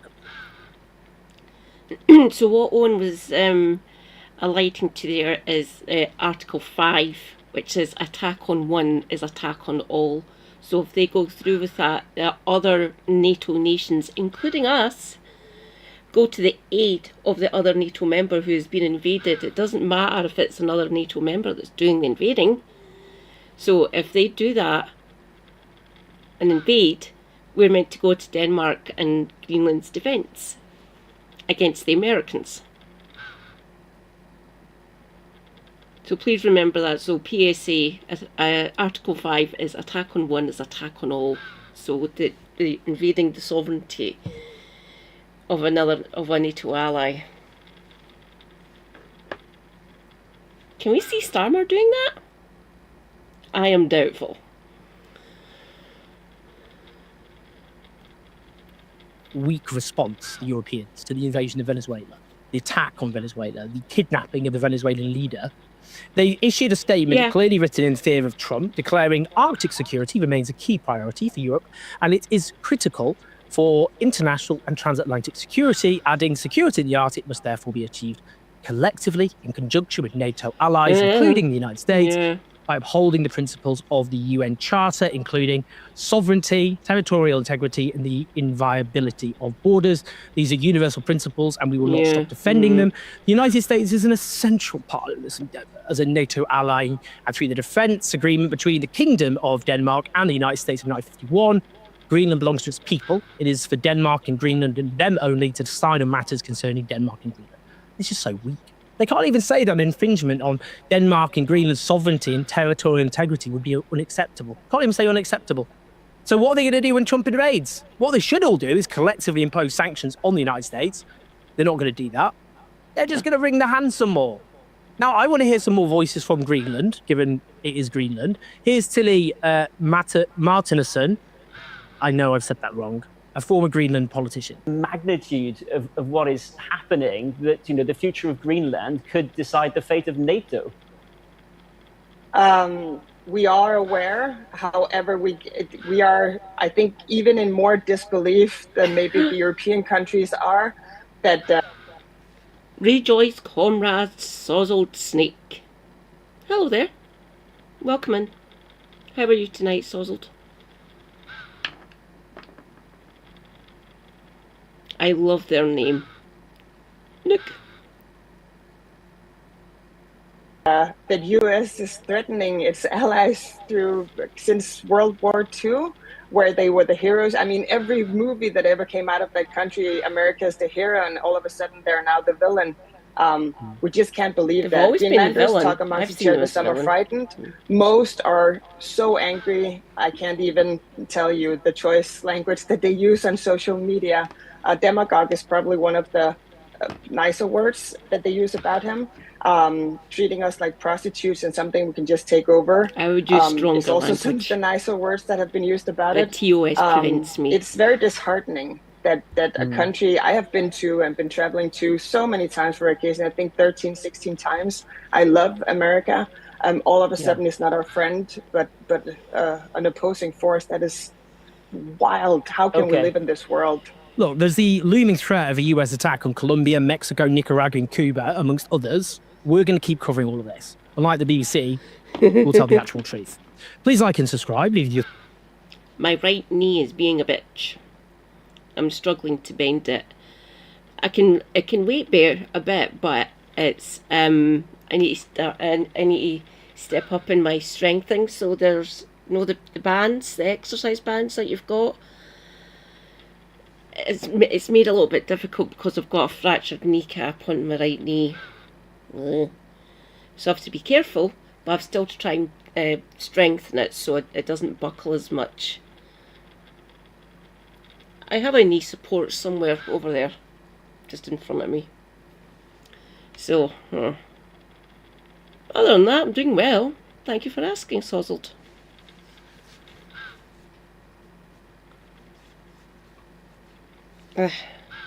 Thank you, Owen. That was Thoughts great. and comments. Help us take on the Dire Media at patreon.com/OwenJones84. You make all of this possible. And share the video. And I keep saying I'm writing this book, The Fall of the West. Lots of material. It never ends, which will be out later this year. But when that's done, I'll focus much more on the channel. Thanks for keeping the show on the road. Speak to you about. Thank you, Owen. Oh, Trekkies went live.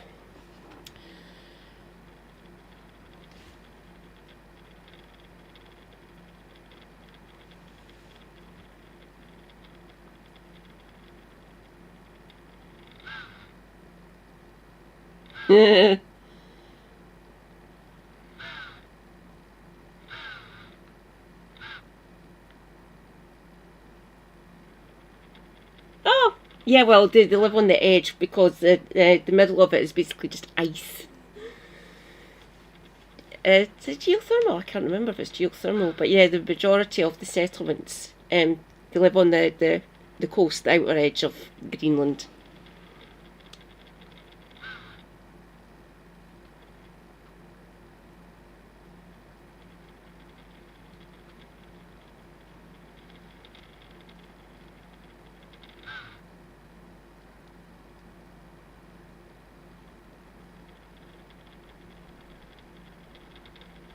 Geothermal's Iceland, yeah. Thank you, Natok. Let's see what else is in the news.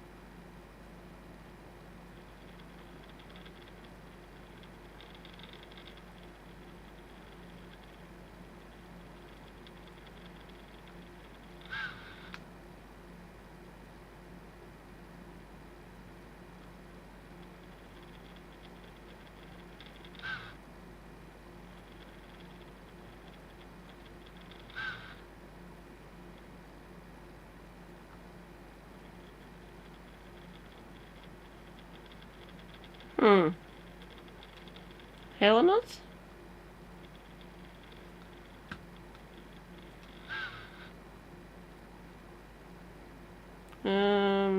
No justice.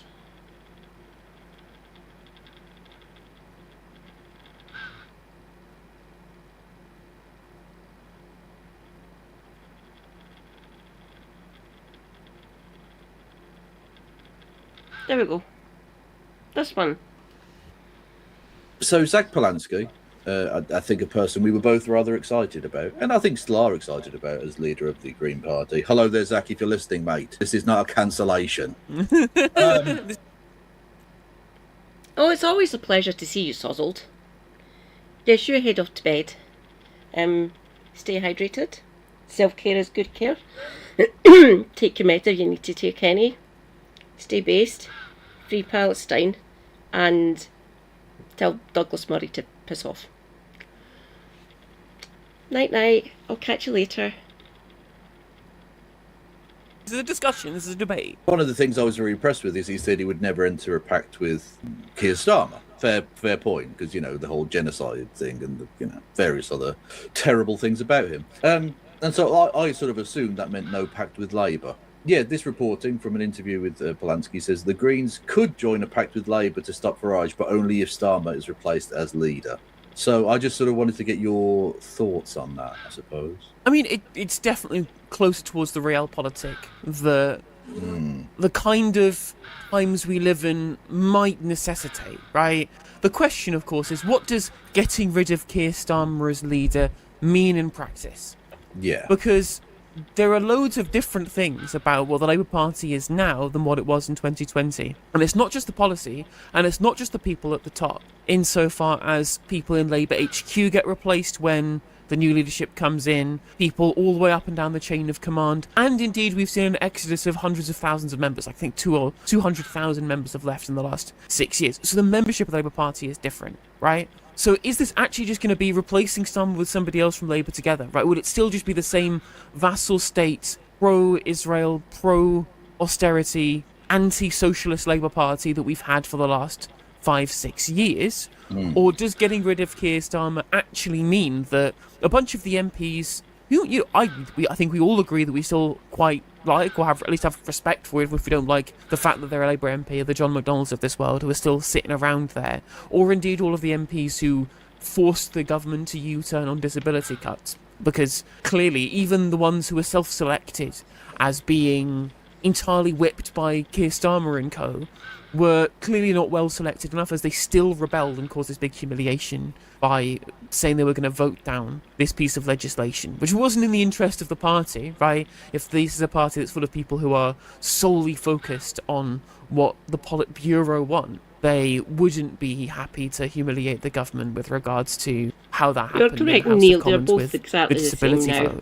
vote. Because I am sceptical that you can actually get to the point where the influence of the Labour Together faction of the party, which is who Keir Starmer is related with, for people who don't know or are watching later, that's really built into the structures of the party now. I mean, it was still in the structure of the party under Jeremy Corbyn as well. Like, these were the people who tried to tank the election from the inside, these people from Labour HQ. And the question is, because, we all want to stop Farage, don't we? We all want to stop Farage. Yes.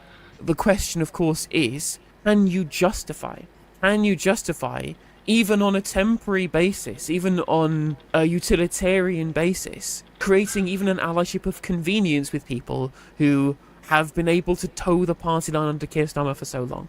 That's the question. Yeah, I think so. I mean, there are a couple of ways of reading this, I think. First is that he's breathtakingly naive, which I don't think is true. And under that one, it would be essentially the kind of, I don't know, innate liberalism of a person. He was in the Liberal Democrats. He wasn't. He doesn't come from like a leftist tradition or whatever.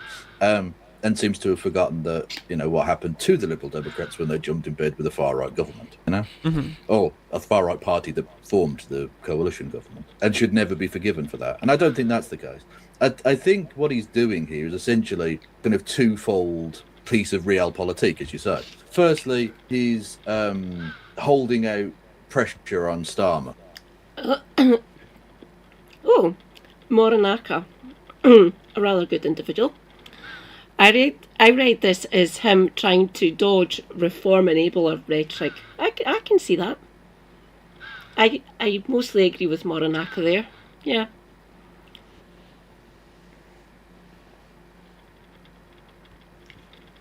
Basically saying get rid of Starmer, right? Excuse Which me? I think is sensible, because if you can bring down Starmer, that's for the better of the country. And frankly, whoever replaces him isn't going to improve their chances, so he isn't really going to hurt the Green Party's chances of gaining votes and seats at the next election.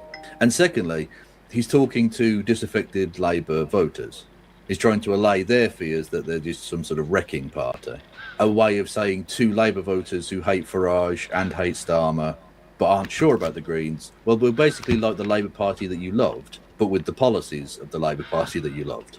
Because the policy platform is basically Corbynism, isn't it? Right? It's it's radically different, isn't it? It was. I mean, this was centrist Labour politics until.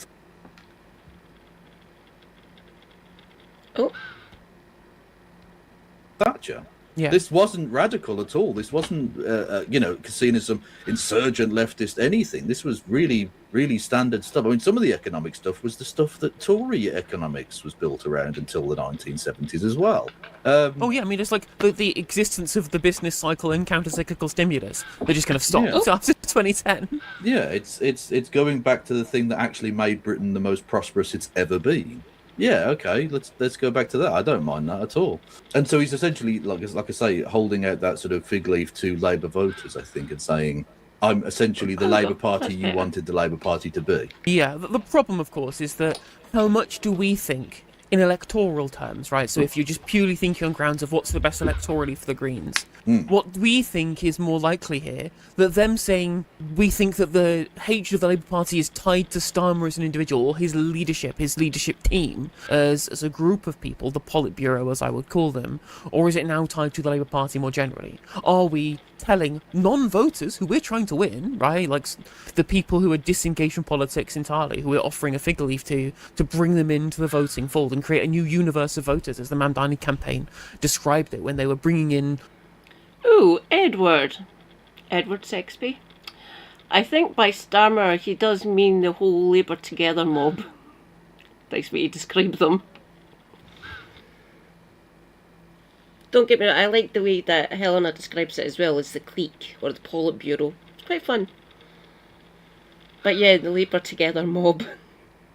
Very funny, Edward.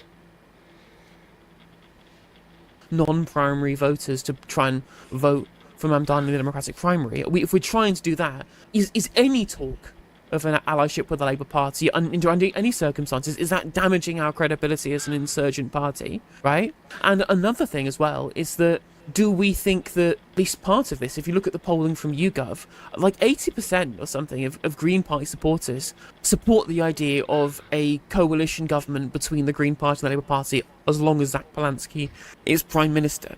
Because I think you'd get a lot more people to vote Green who are scared of Nigel Farage, who are already politically engaged, by saying, well, if we have this electoral pact and Greens are on 20% and Labour on 14%, then that will lead to a tactical vote that could lead to the outcome where the Greens become the ascendant party and Labour are the ones who have to follow our lead on policy. But then, of course, again, it comes down to, if your red line is about Starmer, is that just rhetoric? Or is it about policy, right? Are we saying, well, actually, we say get rid of Starmer because we know Starmer is hated and everyone wants rid of Starmer. And of course, getting rid of Starmer and his policy platform would indeed make it less likely for reform to be ascendant in the wake of Labour failure. Yeah. Or is that's essentially rhetoric to the audience to say, we hate who you hate, but here's the policies we want actually them to capitulate on, and that's what we're really talking about here. There's lots of levels to this. Well, there is, but I don't think it necessarily needs to be as complicated as that. I think, frankly, the tactic being employed by the Polanski kind of people, or whatever the Polanski campaign,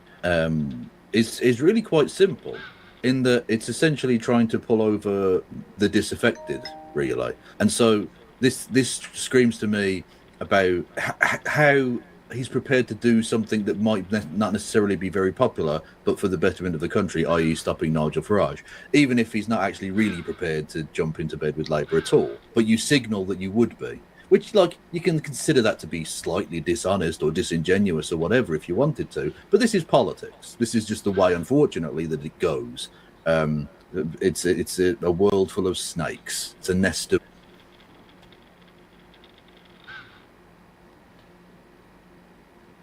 I can't see who that is, but I'll read it out.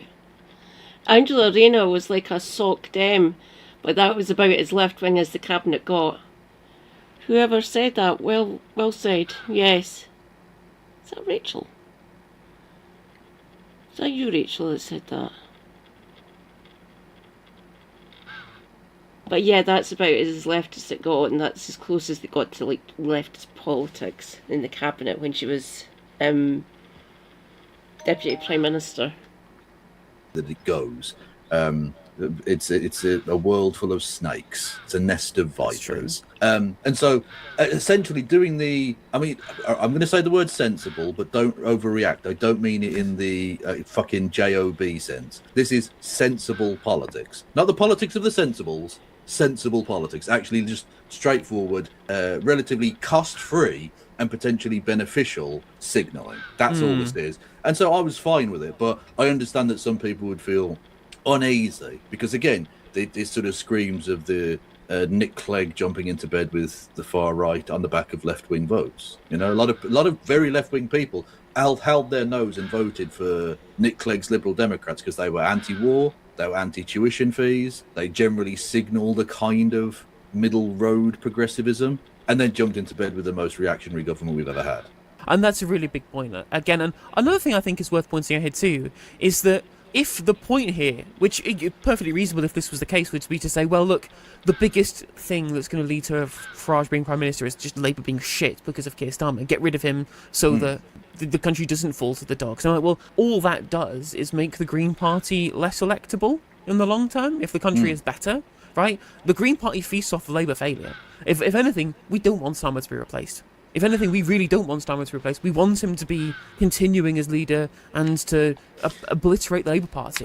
And if our long-term goal is replacing the Labour Party, which it should be, because the Labour Party for the last 30, 40 years has been the biggest obstacle towards progressive change in this country because they refuse to fight the Tories on anything other than their own turf, then anything that helps the Labour Party recover by getting rid of easily their biggest kind of Achilles heel, which is the fact that their leader is a monster in every possible sense of the word, that's bad for us on a basic level. Yes and no. You've got to toe a line here, because you can't just think of it in terms of self-interest. I'm not sure who that is either. Damn, my red line is a pact with Labour led by Streeting or Mahmoud or God Lamy et al. So that's basically the Labour Together mob, as Edward put it. We all know it's going to be Wes next. Or maybe Bridget Phillipson. Who else can I see getting... throwing their hat in the ring? Lucy Powell, maybe? Pat McFadden. He's from Paisley. I call him the Glaswegian Ghoul. No, you've got to toe a line here, because you can't just think of it in terms of self-interest.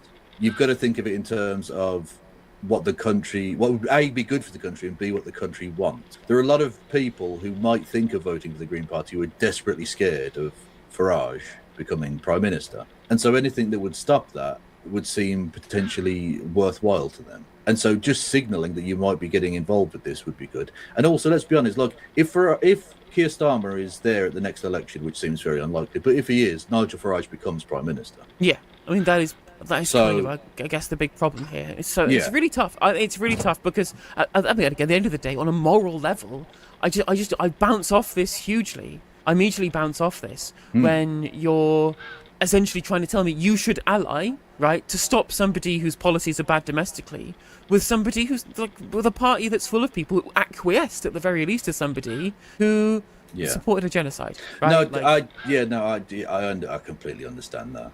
Yeah, and again, but the thing is, we're kind of agreeing hypothetically, or disagreeing hypothetically with a deal that doesn't exist, that may never exist, that he doesn't necessarily even intend to ever follow through on. But I just thought this was sort of worth bringing up anyway. Well, it's complex, isn't it? It's really complex. I mean, politics is weird and complicated. Yeah, that's just the way. I've seen a lot of people just immediately dismissing this as going, "Oh, Zach Polanski's cucked out. He's failed. He's libbed out." And I'm just like, well, what do you think politics is? Right? Yeah. I guess it's real politics. This is exactly what's happening here. Yeah, exactly. Yeah, people who do that aren't. Again, I'm going to use the word serious. Don't overreact. These are not serious. I mean, they're not people. Serious. No, exactly. Well, they aren't serious. I mean, cause there's a difference between the idea that the policy is unserious, which is what you get from the media, and then there's an approach to politics, as in the politics of winning, right? What I would think would be interesting, the way this would work out, I think, the best for the Green Party, is if they don't replace Starmer, is if the Labour Party don't replace Starmer, and a year and a half down the line, the Labour Party are sitting at 12% of the polls or some shit, and they reach the olive branch out in the other direction now that the Greens are polling above them consistently, and go, please help us, please throw us the life jacket to save us from drowning in the midst of the maelstrom of our own creation. And you go, you had your fucking chance, mate. And it would be the perfect message to the public to say, look, we had your chance, right? You had your chance. The Labour Party had their chance to take the olive branch that we had extended. They chose to rebuke us and think they could go it alone. And now look what's going to happen at the next election. We were the ones who were offering it. They turned it down. Your only option now, given we're significantly ahead of the Labour Party, is to vote for us to stop Farage. And then we usurp the Labour Party. And it's the perfect foil for people who would say we're acting spoiler, going, well, no, the only spoiler here is the Labour Party because they were the ones who refused to reach out when this was up in the air. But now we're consistently ahead. They're the ones asking us, and tough shit, mate. We're in the ascendancy, and the voters have to follow us. Yeah, that's fair. That's absolutely fair. Yeah, it's gone are the days where the Labour Party could scare people by saying, we're the only ones who can stop the Tories. No, you're the ones now wrecking. You're the ones splitting votes. Get fucked. Enjoy all for the praise and pathetic fucking being able to take a nice smiley picture with JD Vance or Benjamin Netanyahu, Mr. Lammy. You have destroyed the Labour Party, one of the most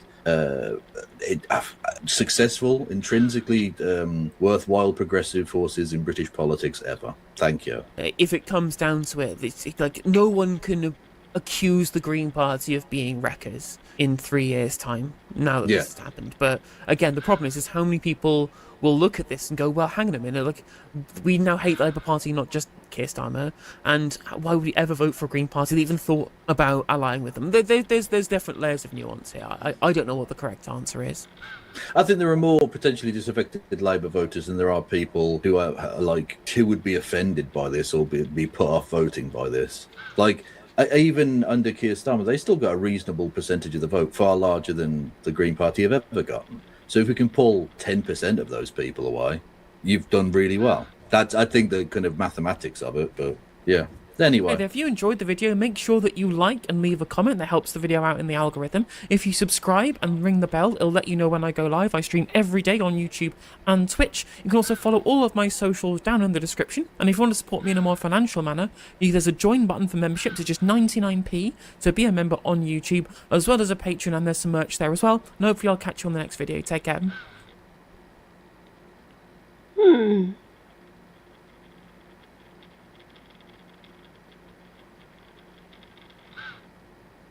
Fuck it, we'll get Helena's take on Zahawi defecting. We have an update, chat, on the rats fleeing the sinking ship. And there has been the latest rat to flee, which is Nadeem Zahawi, although for some reason the BBC have just had to describe him as former Tory Chancellor. Mate, he was Chancellor for 3 months and made literally no decisions. He was an interim Chancellor, basically, between the collapse of Boris Johnson and the Conservative... Hippie Marshmallow. This man lost one of the safest Tory seats in all of the country to the Lib Dems. Ha! leadership election, which made Kwasi Kwarteng Liz Truss's Chancellor. So I think calling him a former Tory Chancellor is a bit rich. I think trying to stretch your description of him and to include the very small period where he was an interim Chancellor, probably a thing. But it is still an interesting story, nonetheless. The fact that yet another ex-Tory has decided to defect to Reform UK. Here's his announcement of his defection. Even if you don't yet realise that Britain needs reform, you know in your heart of hearts that our wonderful country is sick. How many of you at home have thought to yourselves that nothing works today? I know I have, and I have it a damn sight easier than most people. That is why I'm standing here today as the newest member of Reform UK. It's very funny, he goes, everyone knows that the country is sick and nothing works anymore. I wonder who might be to blame for this. Might it be the party that was in government for 14 years, or the new party that's copied all of their policies? Crazy thought, right? Maybe somebody who used to be in particularly influential positions in the Conservative government that had ruined the country, as someone who's been a continual cabinet member for said governments, might not want to draw attention to the fact that the country's in a shitty place because of all the policies that they did, right? Nothing works anymore. Yeah, because of all the cuts to public services that you guys did, that Reform want to do more of.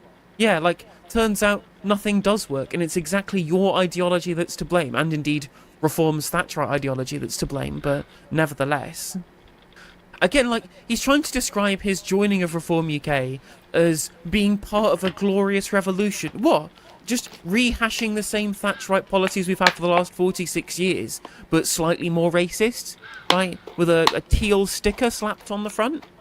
What would meaningfully be different about the management of this country and its economy by having Nigel Farage doing Thatcherism rather than any from the Conservative Party doing Thatcherism? It's almost like he's trying to over-egg the idea that Reform UK are meaningfully different, and his moving to Reform UK isn't anything but a cynical career move in the language of revolution, when again, the reason why Reform UK is full of ex-Tories is because they all have the same politics. This isn't anything new. This is just the same old Tory party, just with a slightly different shade of blue in the logo. Like Andrea Jenkins, ex-Tory, even Nigel Farage and Rupert Lowe were ex-Tories, Richard Tyson, ex-Tory, Zia Youssef, ex-Tory. Layla Cunningham is an ex-Tory. Lee Anderson's an ex-Tory. They were all ex-Tories, right? It's their politics that's made this country shit. And to try and say, oh, well, Reform UK is something different and we're moving over. I'm like, no, it's not. It's meaningfully the same. The problem is that Reform UK voters are getting really pissed off with these Tory defectors. Just wait until they start parachuting them into seats. I mean, it's so true. I mean, there was a really great moment where Layla Cunningham was debating Michael Gove on GB News, and Michael Gove fucking destroyed her by just going like, yeah, you stood as a Tory councillor in 2022. You say the Tories have destroyed Britain. Why did you try to stand for election for us if you thought we were so ghastly? And I'm like, yeah, Michael Gove has got these people pegged. He understands. Whilst he's a monster, he's at least a sharp enough political operator to understand that, yeah, Reform politically are just the same as the Conservative Party. Reform is a witness protection programme for ex-Tories. That's a great way of describing it. Because they know that the country hates them for being Tories, right? Like the hatred of them is attached to the party name. That is correct. And not necessarily the ideology. Yeah. And that's what the left's job is over the next 3 years, is to point towards the failure of austerity, the failure of neoliberalism, the failure of free market dogma, right? The business makes right way of doing politics, which the Labour Party have subsumed as well, and saying, no, look, that's the problem here. Nigel Farage wanting to make a bunch of business leaders cabinet members so that regular working people get screwed over yet again is exactly the same problem of having a bunch of people who have previously been business leaders as MPs for the Conservative Party, or people who are in the pocket of business leaders through donations like the Labour Party. That's the job of the left, is to really elucidate to the public the level to which that Reform and the Tories are just the same. Because people hate the Tories, like they really do. I mean, there was a moment at the last set of locals where in Stapleford, around the corner from me, one of my mates was going there, and there was an argument between people about whether or not the Reform councillors who were standing that were ex-Tories. They both were ex-Tories, and the person who was voting for Reform didn't know, and the person who was there canvassing for Reform didn't know either. People really hate the Conservative Party. Of course, there are the problems with the migration they said they bring down and then didn't. For the Tories, but the biggest thing that's breaking apart the Tory coalition was Liz Truss. It was the failure on the economy, which has always been the big problem when it comes to politics. That's always going to be the real dividing line when it comes to how people vote, is how the economy looks, whether it works for them. And Liz Truss broke apart that coalition by screwing over homeowners and pensioners, the two biggest Tory voting blocs in the country. That's why the Tories are in such dire straits both then and now. And Nigel Farage was praising Liz Truss. A bunch of the people who defected were people who supported Liz Truss during the Conservative leadership election when they were Conservative members or even Conservative MPs. Or what it is funny is that there are always people who will say, well, the Tories have left their base so far that it means that people who've been with them a long time had stuck around only out of loyalty, as they felt the party diverging from them ideologically. And whilst there are some cases where I think I would be sympathetic to this, i.e., you know, Tories defecting to the Liberal Democrats maybe, that's not the case with Tory and Reform, because Reform is politically incredibly similar to the Conservative Party, even post kind of Brexit purge of the 2019 Boris Johnson era, right? Apart from specifically on the issue of migration, I guess, right? But there are certainly some people who move to other parties because their existing parties move far away from them. We're seeing with people moving to the Green Party from the Labour Party, and you saw people like the pro-Remain Tory MPs moving to the Liberal Democrats, and that seemed more defensible, right? But there is one thing that kind of blows open any kind of defence from Zahawi of that kind of... And that is that it's so obviously that he's nakedly doing this for political expediency, for his own career goals, because he realises the Tories are just a dead vehicle, and that Reform and where Conservative politics is going to be moving towards, and that's how we can actually maintain access to politics, which is, as somebody who used to work in the petrochemical industry, all of what they're there for. Like, if anyone thinks that petrochemical industry millionaires are going into politics for the good of the people rather than for the good for themselves, like, you need to get with the programme. But we now know that all of this is basically likely down to the fact that he's doing it for political expediency, given that it turns out that just before he defected, he was badgering the Tories for a peerage. Funnily enough, right, turns out that despite the Tories nominating a bunch of fucking cultural idiots for the Lords last time, Zahawi's tax affairs, which was something to do with his holding company that had shares in YouGov that was based abroad that was never declared, and the fact that he used taxpayer money to heat his fucking stables, means that even he is too far gone in terms of his public image to warrant being selected for the Lords by the Conservative Party.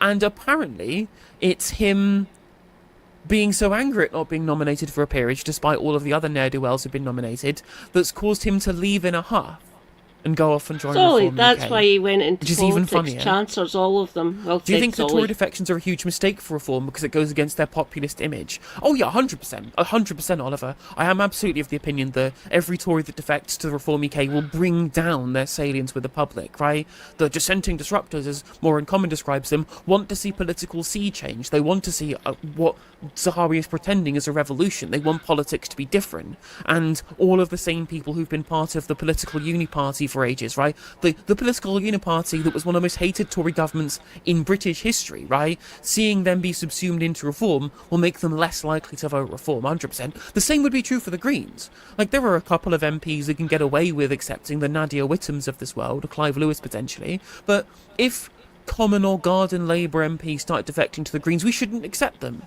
We should be pretty skeptical of any Labour Party MP who wants to join the Green Party, because again, that could look like political expediency. And they're also attached to a government and a political party that have supported a genocide, right? Like, you have to be super contrite. And of course, it would impact the parliamentary dynamic of the Green Party in terms of who's actually been selected by members. That would have to go to members. Of course, with Reform, members have no power. You're not a member, you're a subscriber, right? You're a donor. You're not actually a member who gets to vote on Reform policy or structure, right? If you donate money to Reform as a member, you don't actually have any membership rights. Let's be real, right? Whereas the difference, of course, is that in the Greens, we can reject Labour defectors if we don't feel that they match our values. If you're a Reform member, quote-unquote, and you pay your 20 quid or whatever it is, then you have no control over whether or not the populist Nigel Farage includes a bunch of ex-Tories in his political party. And not just any ex-Tories, Tories that are literal government ministers in the worst government fucking ever.